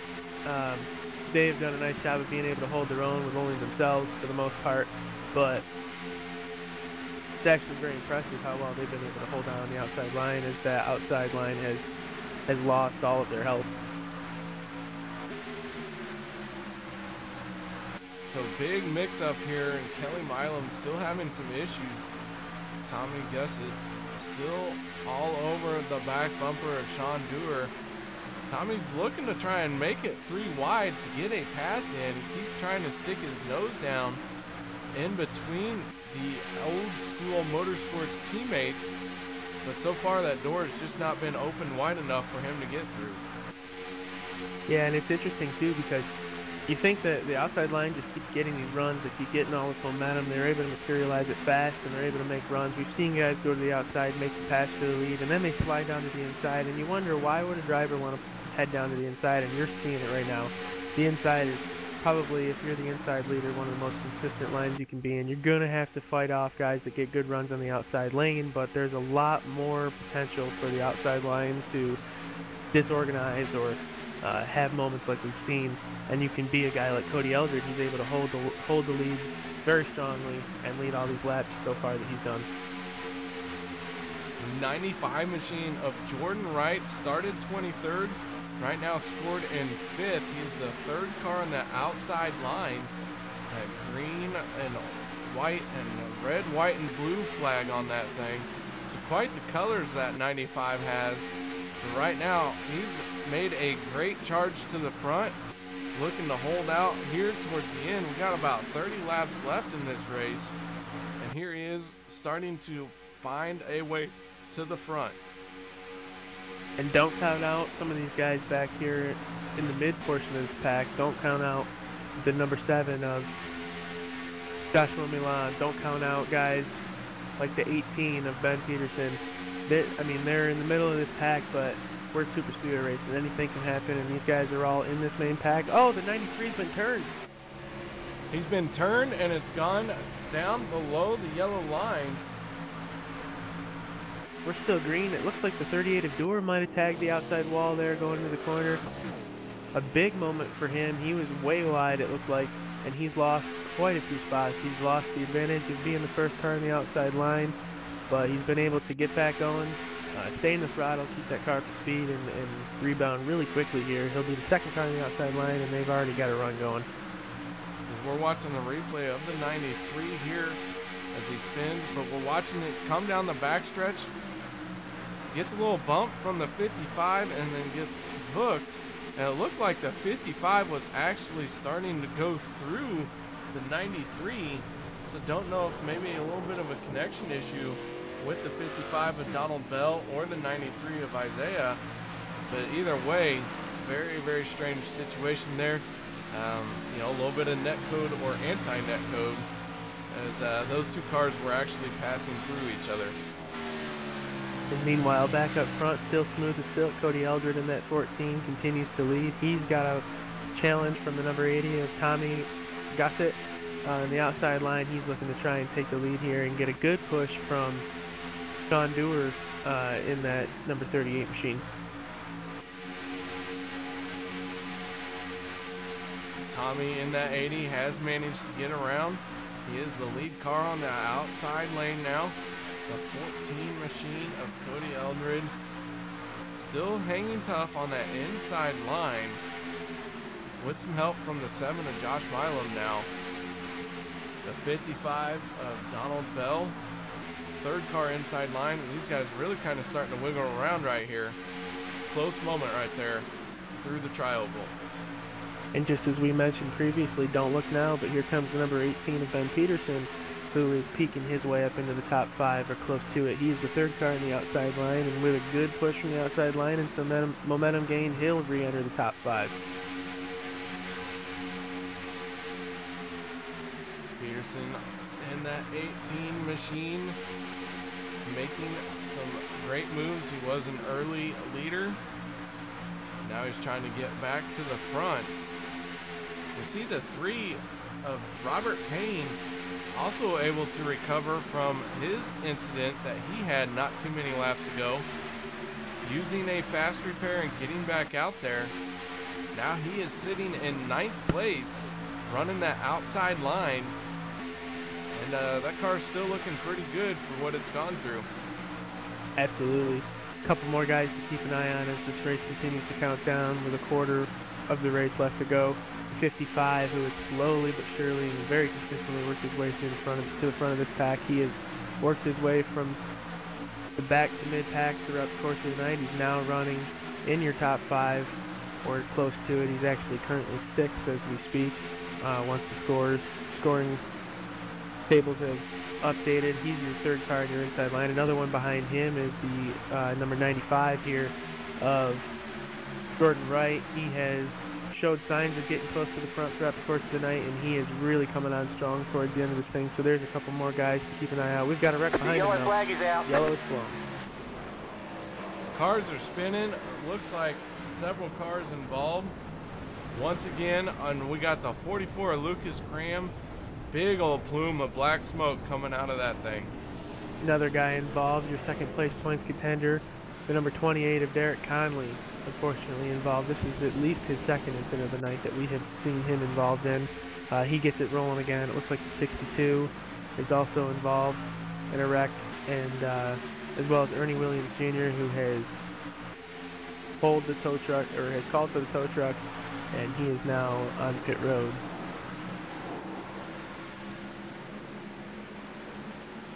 Some connection issues with the 44 of Cram as they piled into turn number 1. See these cars scatter and destruction happening everywhere. So big time pile up from some of these drivers, and not the way that this night has been planned for several of them. The field begins to accumulate behind the pace car here. So the pace car picks up the field. A lot of guys who were slowing down for that wreck or may have been involved in that wreck are still working their way around the track to catch up. We're looking at guys like Chase Berry, who is still catching up in that number 11. He was very consistently entering the front half of this pack. He currently runs 19th, and it'll be interesting to see who potentially comes down pit road. We've heard a lot of guys have said they've made their bed and they're staying where they're at, so we'll see what strategy plays out. Update real quick on some drivers in the back of the pack. Alex Kinsler in the 350 machine. He's currently 26th place. We saw him get involved in an incident earlier, but he is soldiering on right now. And we've got cars coming down. Our leader of Cody Eldred has come down. He's entering his box. He gets in nice and smooth. He'll stop in his box, take on what I would imagine would be 4 tires and fuel. So Eldred on pit road. Some guys have actually taken 2. Oh, and the 55 of Bell going around. Donald Bell getting spun as he comes out of his pit lane, or pit stall, onto the pit road, making contact with another car and spinning it around. So as we entered pit road, your leader, the 14 of Cody Eldred, he came in, took 2 tires, it looked like, and has left. Right on his tail was the car that came in right behind him, Tommy Gossett, number 80. He was also second off pit road. A lot of guys looked like they were grabbing just right sides, topping off the fuel, hopefully helping the handling of these things. And with a good amount of laps left, I mean, we're going to be approaching probably 19 or 18 laps to go when we go green here. It'll be interesting to see what they're able to do with a better handling race car and 2 right side fresh tires. Yeah, getting those tires, you know, Daytona isn't known for tire abuse. However, it does build some confidence in the drivers sometimes to have those 4 fresh tires. So we'll see if, 4 tires makes a difference or not. However, Ben Peterson, he hasn't been down pit road. So he's like, whatever, guys, I don't care. And he's a guy that we've been talking about who has surfaced to the front. He's been consistent. He's stayed clean and out of trouble. And now look, he is in a great position to control this race, hopefully for him to the end. With guys that have also done the same in terms of that number 3 red, white, and blue Chevrolet that will be starting second, Robert Payne, and also behind him looks like the Dwayne Cooper in that number 00. He's done the same thing as well. I mean, a lot of these guys have just been consistent. They've run inside and outside the top 10, but around the same spot throughout the course of the field. And now they've really set themselves up for a good finish.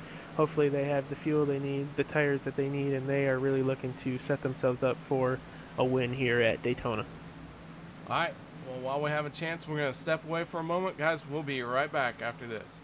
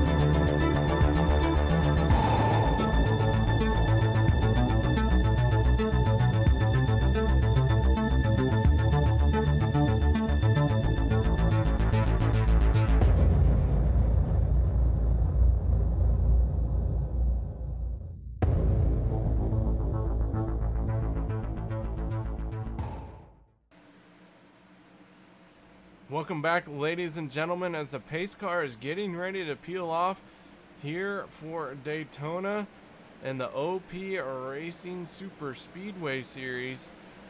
There it goes. Your race leader is going to be Ben Peterson in the 18. Picking that outside line. The 3 of Robert Payne on his inside with some help from Dwayne Cooper in that 00. They are going to send it off into turn number 1 as the rest of the field following behind them. Yeah, I was very interested in the decision by Ben Peterson to pick the outside line. I know that there's teammates out here and there's also guys who have worked together with each other throughout the course of the night and may want to work together towards the end of this. However, we saw how well the 14 of Eldred was able to hold off the field on the inside and get a good start. So it was surprising to see Ben Peterson take the outside line, but he's done a great job of fighting on the outside here to try and regain the lead. The 37 machine of Glen Bundren. He has had an up and down night, been a lap down. He has managed to recover. He started 41st, made it all the way up into 6th place. Last week's race winner at Talladega. Here he is trying to do it back to back in this OP Racing League. Can he get it done? Well, we got 19 laps to go, and he's got a few more cars to pass to do it. Yeah, but I wouldn't count him out. He's proven he can do it before, and he'll definitely do it again. Should everything fall in his place and everything come together for him. But the 3 of Robert Payne doing a really nice job of controlling this field. He did a nice job of getting a good restart going. He's kind of holding the inside line very nicely. He's nice and smooth. And he really has been able to battle off a good charge from the 18 of Ben Peterson multiple times so far. So I would look to see him ideally be able to control the race for the next few laps at least. Robert Payne on the inside, 18 of Ben Peterson on his outside. Dwayne Cooper, been known as a good pusher from time to time. He's all over the back bumper of that 3 machine. Cody Ober in the 8, not so much all over the back bumper of the 18, and that shows down that long back stretch as the 3 of Robert Payne and Dwayne Cooper are going to edge out in front of the 18 of Ben Peterson. Through the middle of the pack here, we've got 2x2 racing. For the most part, these guys are all trying to set up a run. Oh, big wreck. We got cars in the air. Robert Payne in trouble in the 3. The rest of the field piling in as well. Yeah, Robert Payne went for a ride. He went airborne all the way through the tri-oval. Really didn't touch back on the ground until he got to the outside wall, and a lot of guys really would know where to go there. We'll go to our MaxSpeedTV replay to see what has happened with the 3 of Robert Payne. Dwayne Cooper makes a move to go to the outside line here. Ben Peterson pushing Dwayne Cooper. Peterson just going to hook Cooper. Cooper going to come down onto Robert Payne, and then the rest of the field with nowhere to go. You see cars scattering all over the track there. Completely nothing Robert Payne could have done there. I mean, he was just in the perfect position, controlling the race, right where you want to be, and just gets hooked in the right rear and sent to the fence. I mean, that's just unfortunate for a guy who worked so hard to get to the front. Same thing with a lot of guys like the 00 of Dwayne Cooper. I mean, he really just worked so hard to get to the front. It's kind of a shame to see something like this happen to these guys, and it was such a really disastrous wreck. I mean, that was just violent. Touch base real quick on the 350 machine of Alex Kinsler. Got through that incident quite cleanly. Started 31st on the night. Here he is being scored in 7th place. He himself has had an up and down night. Not always been out front. And had to use a fast repair at least once that I know of, as he was involved in an earlier incident. But Alex Kinsler in the 350. Looks like he's circling around. He might be heading for pit road here before too long. Yeah, it'll be interesting to see if Kinsler comes down pit road. He's got a little bit of nose damage. It's impressive to see where he's running in the field currently with the damage that he has. That definitely will impact the speed of that car. So to see him up here in the top 10 is very, very impressive.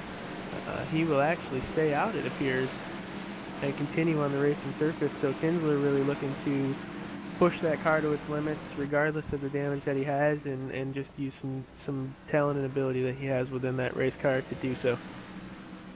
So a lot of cars on pit road right now. Derek Conley in the 28 machine was our first incident, and he is back out on track. He has spent a heck of a lot of time on pit road, but he is back out there. He is currently in 36th place, 49 laps down. That makes for a very long and miserable night.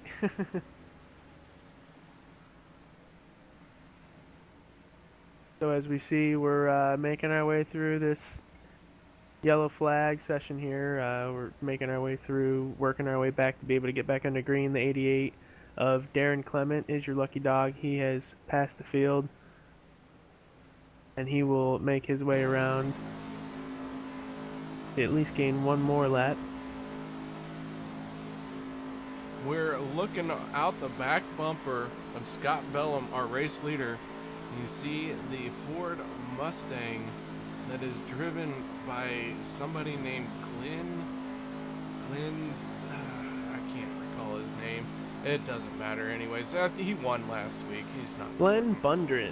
He's not important. He won last week. Nah, we're kidding. Guys, thank you very much, YouTube chat. We are enjoying having you guys there with us. So thank you guys, everyone out there in YouTube chat. I know I have been having fun interacting with y'all. So anyways, looking out the back of that 37 machine, doesn't look like it's perfectly straight off the front end, but I've seen worse damage. And you know what, Glenn going 2 for 2 tonight. He won last week in his first race in this league, looking to make it a second win in as many weeks. And you know, the interesting part here is that the really cool thing is you've got guys who are really rolling the dice. They've got some damage. They may have used up their faster pairs, but they're staying out. They're looking for track position. We're getting down to the end of this thing. I mean, we're approaching 10 laps to go pretty soon here, and they're just looking to hold their own, which you can do for the most part in the draft if you really push the car to its limits and work hard at it. But then you're going to have some guys back behind them who don't have damage, who are going to have more of an advantage, better. They're going to be able to draft a little better, have a little more straightaway speed. So it'll be really interesting to see who can make moves, who can hold off the faster guys, and who can win this race. Alex Kinsler in the 350. Looks like he's got some damage as we're riding on his front bumper cam. You can see he is going to be restarting 5th here tonight. You know what? With 14 laps to go, these guys really are going to start pushing it. It's going to create for some very, very intense situations. Oh yeah, and like I said, with some of these guys that have damage that might not have as much of an advantage as the guys behind them, it's going to really force guys to make some moves. We're going to have some really exciting racing to the end of this race. And I think the patience is at a minimum now. Guys know it's time to go, and we're about to experience that. Sure are. Lights are still on the pace car, but I expect them to go off this time around. It looks like they have, as the field's going 2 by 2 for this restart. Yep, pace cars off, lights are off, and a lot of these guys, these drivers are in their cars. They're lining up. They've been thinking about under yellow, what moves can I make?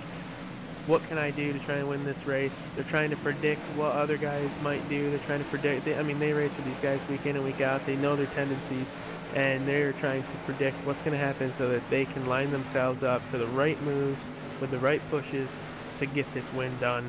And through all that thinking, sometimes that still is way too much, as you just don't know what's going to happen in these races, and sometimes you just have to err on the side of luck and just drive these things and hope that, you know, this race will just fall into your lap and you'll be able to be the one that crosses the start-finish line first when that checkered flag flies.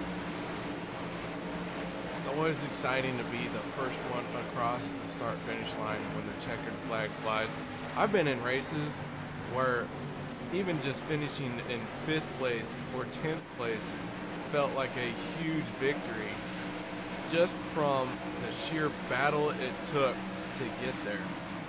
Well, a guy who just matches that perfectly is the guy running in the top 6 right now. He's running 6th, the number 71. I mean, he's been on his lid twice tonight, and look at, he's running in the 6th place spot. He's really got, you know, the win in mind, but a top 5 has got to feel just like that to him tonight. All right, Scott Bellum and the 07 picking the inside line. That leaves Glen Bundren Green flag, on the outside. Green flag flying. Here we go. As Bellum getting a bump from the 80 of Tommy. That 80 machine not yet out front, but I don't think he is going to rest in peace until he wins this thing. So I'd be watching for that 80 machine to make a bold move here with 12 laps to go. He's going to try and find a hole to fit into, whether it's there or not. Oh yeah, he gave that 07 a massive bump on the start of this thing, but that really helped the 07 get up to the gears, but not in the long run. The 37 on the outside line, he has gotten a fantastic run. He's really fighting hard up there. He wants to try and take the lead away here as Glen Bundren gets going. He's going to cut down to the inside line, so Glen Bundren to the lead. Now he is in a position to try and control this race. Glen to the front, from the back to the front, and it only took him about 88 laps to do it. As Scott Bellum going to be put into the sucker hole as the middle of this 3-wide battle for the lead with the 95 of Jordan Wright on the outside. Now Jordan Wright going to tuck in behind Scott Bellum. So back to 2 by 2 by 2 all the way through this field till you get several rows deep where they are 3 wide. And that really helped Glen there. Oh, we got cars crashing in the back. Yellow flag is out. Yellow flag is flown. Oh, the 61 goes down through the infield. He's going to probably make a hard hit with the inside wall. DJ Mitzel, heavy contact with the inside wall as we're going to go to our MaxSpeedTV replay and see what just happened here with some of these cars. Down this backstretch into turn number 3. There's the 61 of DJ Mitzel. You see the 12 machine cut up in front of the 61 and then down and making contact with the 31 of Brent Elmore. Elmore going on his lid for a ride. And that 31 machine, never a fun time flipping like that. We're gonna go to one more replay. We'll take you on board with Elmore. Another car that took a heavy ride was Christian Walker.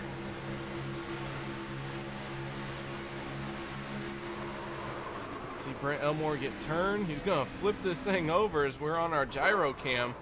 You see just how violent that flip was.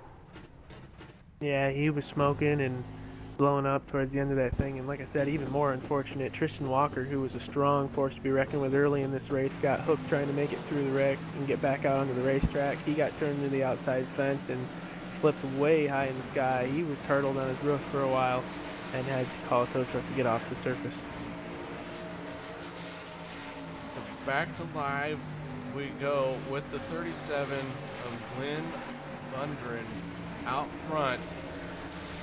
With the laps winding down, he just might pull off 2 for 2.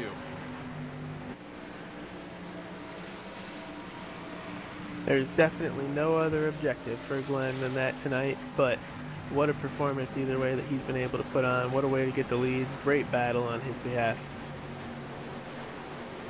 Having to come through the field, pick his way there very carefully, at one point going a lap down, but able to get it through the numerous cautions and free passes. Speaking of cautions, somewhere along the line, the counter quit working. We've had more than 3 cautions. So with 9 laps to go, Glen really has his work cut out for him because he's got some hungry drivers back behind him. Oh yeah, there isn't one driver back there that doesn't want this as bad or worse than Glen does. And so Glen is going to have to really control this race. He's going to really have to use his mirrors to his advantage, use his spotter to his advantage, use his experience out on the racetrack to his advantage to try and hold these guys off. He's in a great spot, but he's in a very difficult spot as well. So the field cycling around under yellow, 9 laps to go. I see the 71 of Stephen Herman currently in 6th place. Herman, who has been on his lid multiple times tonight. However, he has recovered very nicely. He is currently running 6th. So I'd like to see this guy pull off a great finish just from the sheer fact he has not given up. Oh, he has had the heart of a champion tonight. I mean, he just has not given up on trying to get a good finish or maybe even sneak a win out of this thing. And the cool part about the sim racing and what OP Racing, their Super Speedway Series has done is they've allowed drivers to have these fast repairs so you can have an ill night like he has had and still be able to have some heart and surpass all of those obstacles, really overcome everything that you've in the adversity that he has faced and come through the field for a really good finish. Lucas Cram and the 44 machine also taking advantage of some fast repairs. That car has been damaged, and not just once, but multiple times. Meanwhile, he has not given up. He is currently in 7th place. 8th place is Hoot Baker in the 82 machine. Haven't got to talk a lot about this driver, but you know what? Running 8th, that's a good night so far. Just looking for a way around the rest of the field. Maybe try and get a win here in that 82 machine.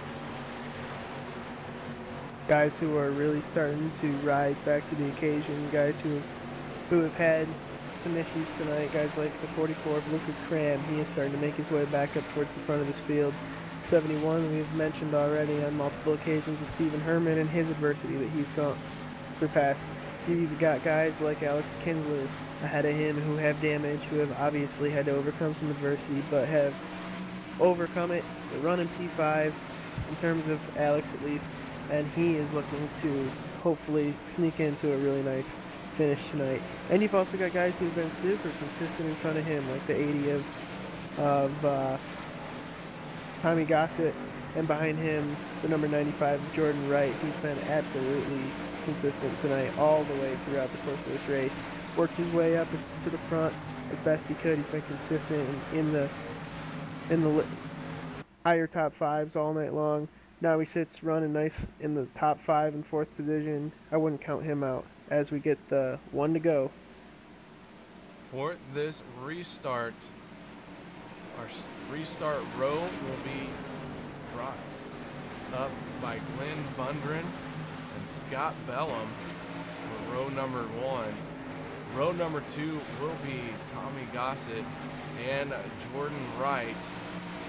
And then row 3, Alex Kinsler and Stephen Herman for this restart. As we work our way down this long backstretch, feels like forever under yellow. We talked about it earlier. But when you're racing at full speed, you're so busy doing so many things, it goes by in a blink of an eye at full speed. Absolutely. Back up front to your leader, Glen Bundren has elected the inside line. He's really going to look to get a good jump. He's looking for some big help by Gossett and 80 behind him. He's looking for that inside line to materialize fast, get through the gears well, and help him out to really get out front, clear the outside line, and be able to control this thing all the way to the end. Scott Bellum needs a good shove from the 95 machine of Jordan Wright, but the 37 of Glen Bundren needs Tommy Gossett to do the same for that inside line. Here we go, pace car peeling off. Glen in the 37, Scott in the 07, green flag flying. We're back racing here at Daytona for the final 6-lap shootout. And Glen got exactly what he needed there. He got a nice bump right as the green flag flew from Gossett. He's working up through the gears here. It looks like he's going to definitely have a challenge from the outside line, but he has the advantage of that inside line. Shorter way around the racetrack as they're getting up to speed. Really did a nice job of getting going. That outside line, not giving up, and Tommy Gussett gonna turn the 37. Contact, ooh, this is a big one. mayhem, cars plowing into cars.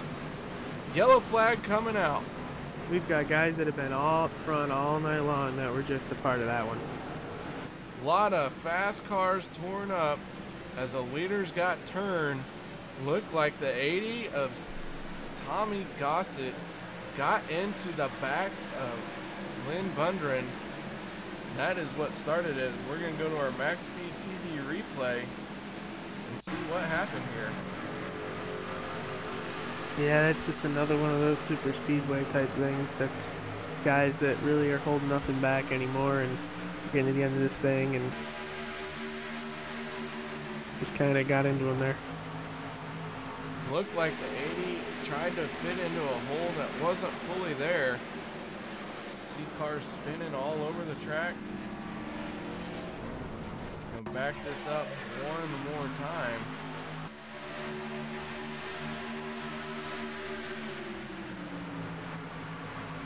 And you'll see a lot of guys who kind of pile into this, and we talk about the idea is to slow down for these wrecks to try and make it through it, but we're also towards the end of this race and guys are fighting for every spot they can as hard as they can.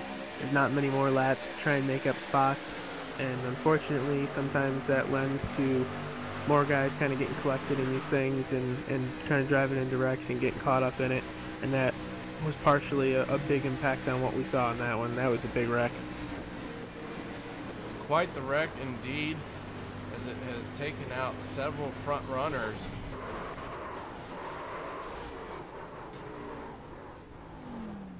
So the extent of this damage of this yellow still not fully known, as you know, drivers may or may not pit. They may have some damage and they choose to stay out.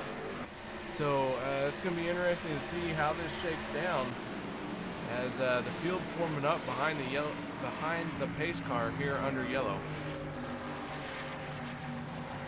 I guess one thing some of these guys that have been in a lot of these wrecks can take away from is at least that they'll be able to wake up tomorrow and not be sore from some of these massive impacts these guys have taken tonight.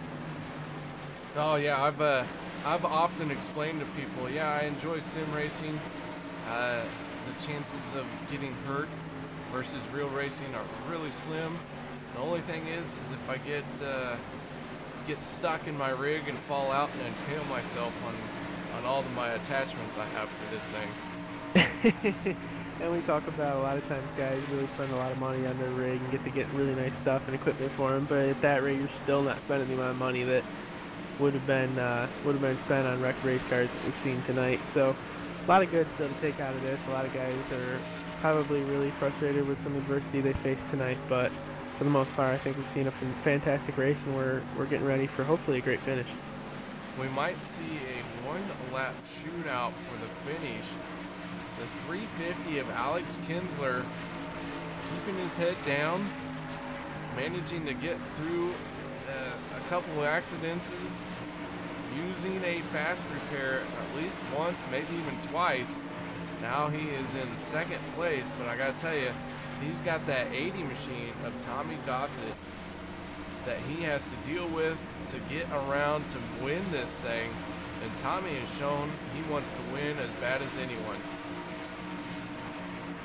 Yeah, unfortunately we didn't get the one to go there, so I am a little pessimistic that we'll get this thing going again. One thing I do want to say is we talked about Alex Kinsler, we kind of mentioned him again just now, but we talked about him making a great decision to stay out and not pit to fix that damage. He really wanted to work the track position to his advantage, even with a little bit of damage that he had, and that has been a very good decision on his behalf. He's now running in the top two. He's second on the field.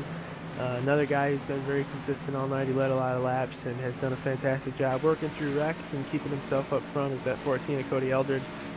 He runs third, so he's rounding out your podium positions as we currently stand. So field cycling around down those long back stretch under yellow. It's going to be tough to see. You know, I really don't remember what lap we were on when the caution flag flew, so we do have a chance still Like I said, if we get the 1 to go here this time by, we'll have a 1-lap shootout. That's gonna be close. I don't know. I wish I knew what lap. I wish I was a better broadcaster and could pay attention to things. Well, I wouldn't beat yourself up too hard. I think that, you know, come out with 6 to go. I think that the pace car lights, if race directors are able to get everything cleaned up out there, if the pace car lights are able to go off this time by, we should be able to get a 1-lap shootout. We should let these guys race it out one more time here for one quick lap around Daytona and crown ourselves a winner tonight. It's going to be interesting.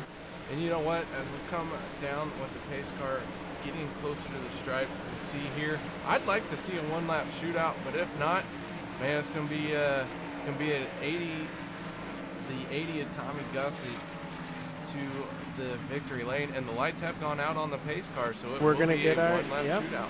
We're going to get our shootout here, 1 lap for all it's worth for everybody that's still left in this thing. Use everything you've got left in these cars to go get yourself a win. Oh man, you got to really dig deep, especially on a 1-lap shootout here in the plate track racing. Man, oh man, I'll tell you what, that 350 of Alex Kinsler, he would be the surprise winner for me after all he's gone through. But that 80 of Tommy Gossett, that guy has put some teeth on that car, and he has been trying to make some moves to get to the front.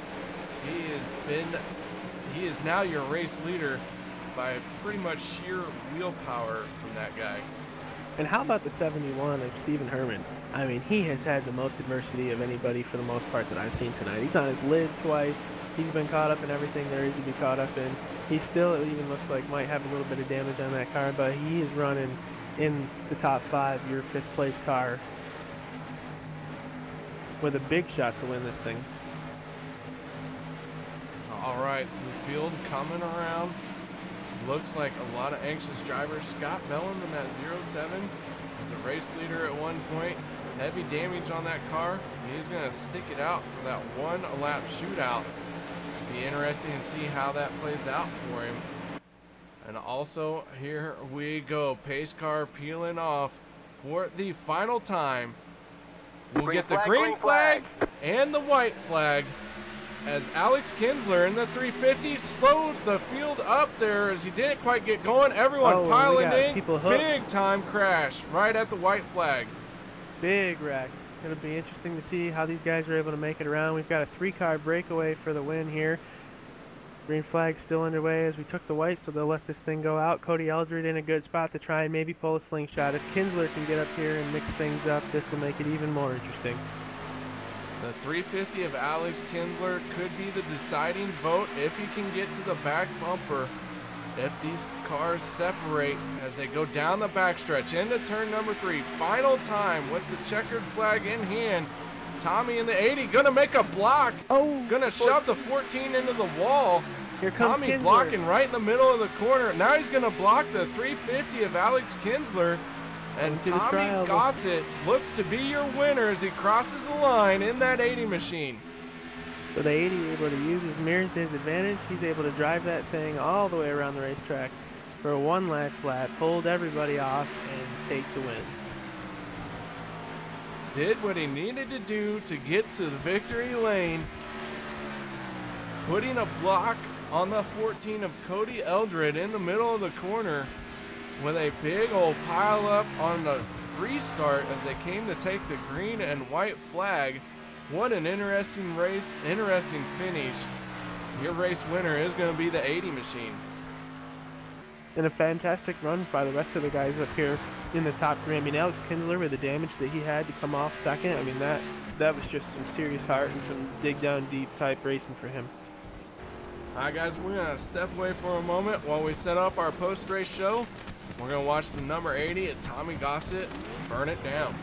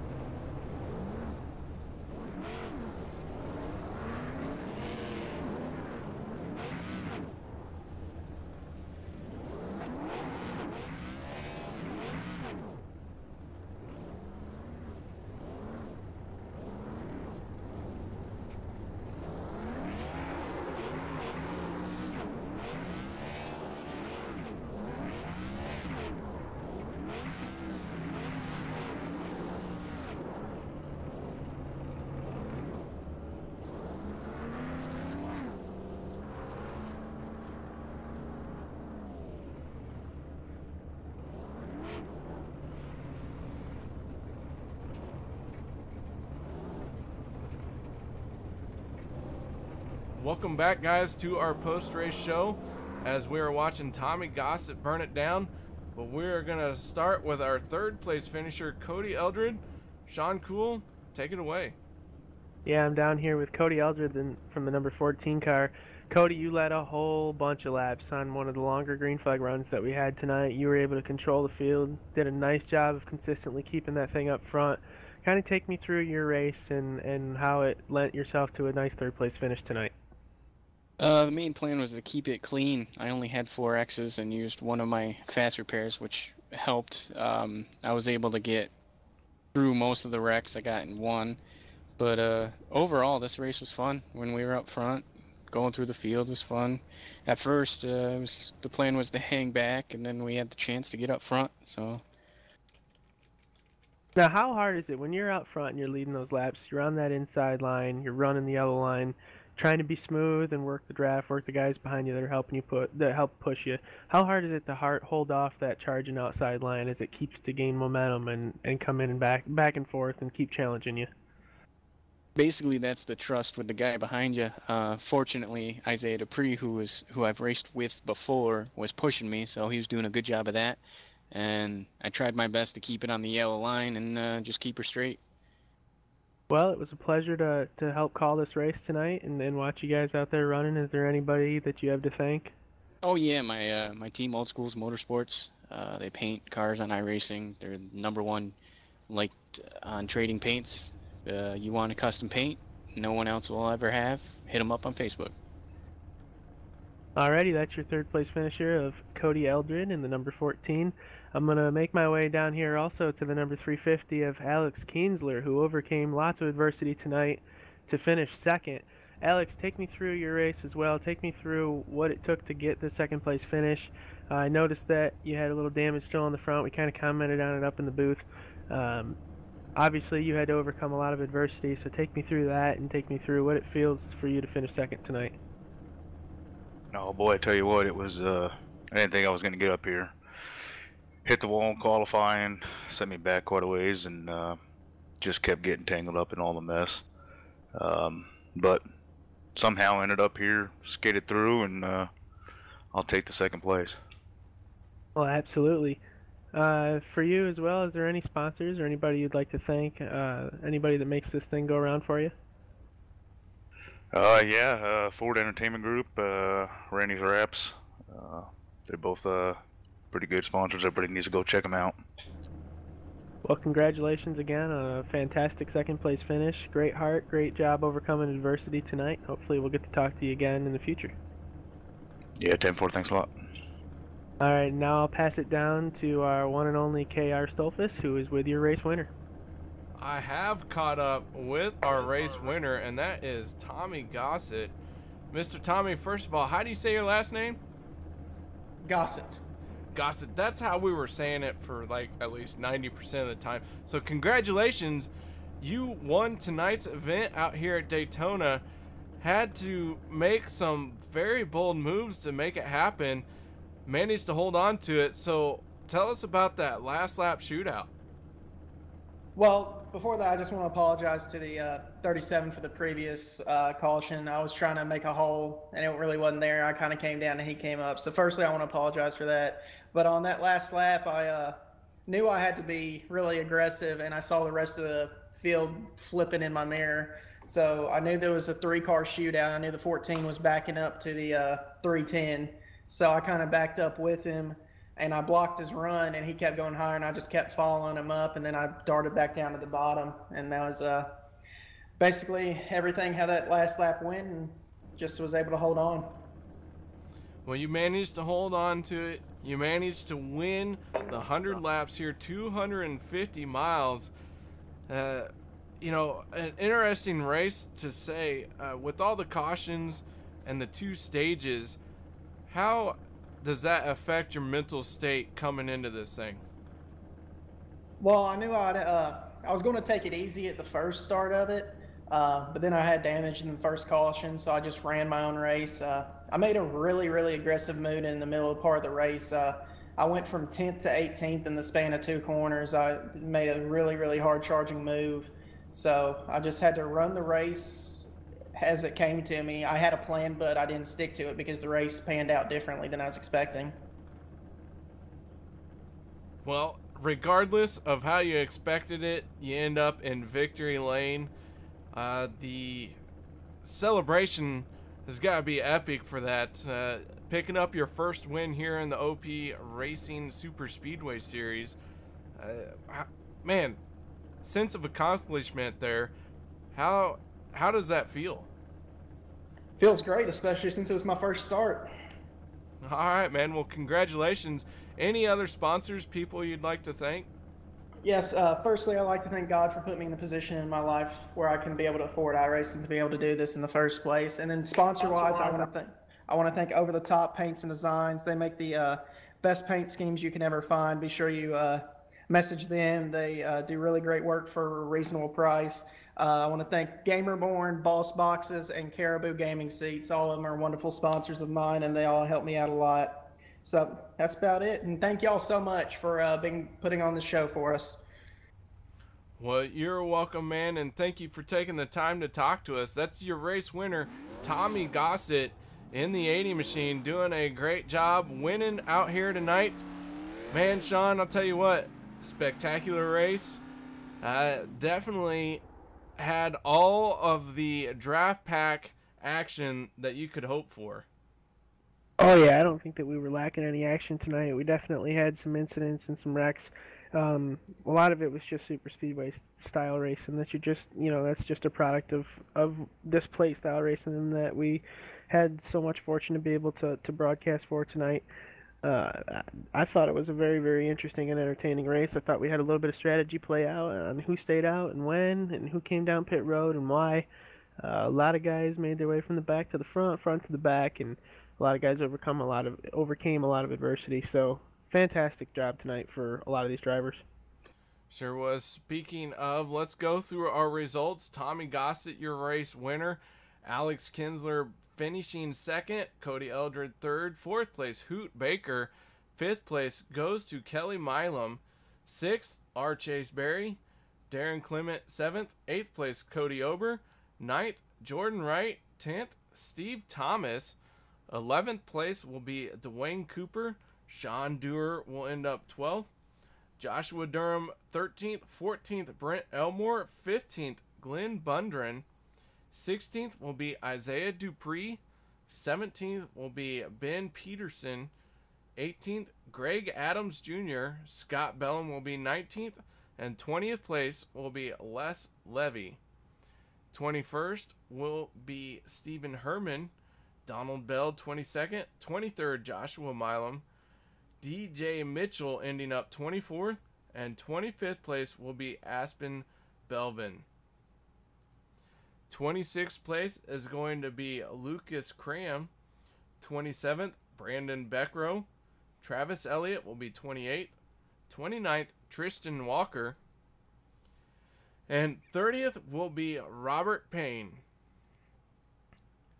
31st going to Michael Whitaker. Bobby Johnson 32nd. 33rd will be Douglas Rice. 34th, Mark Vega.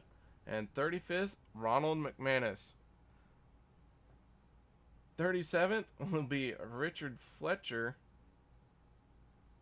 38th, Alex Green.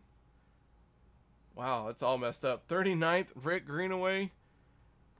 Oh my goodness. Ernie Williams, and then Derek Connolly, as that is just all sorts of messed up. Jacob Sayers will be 39th.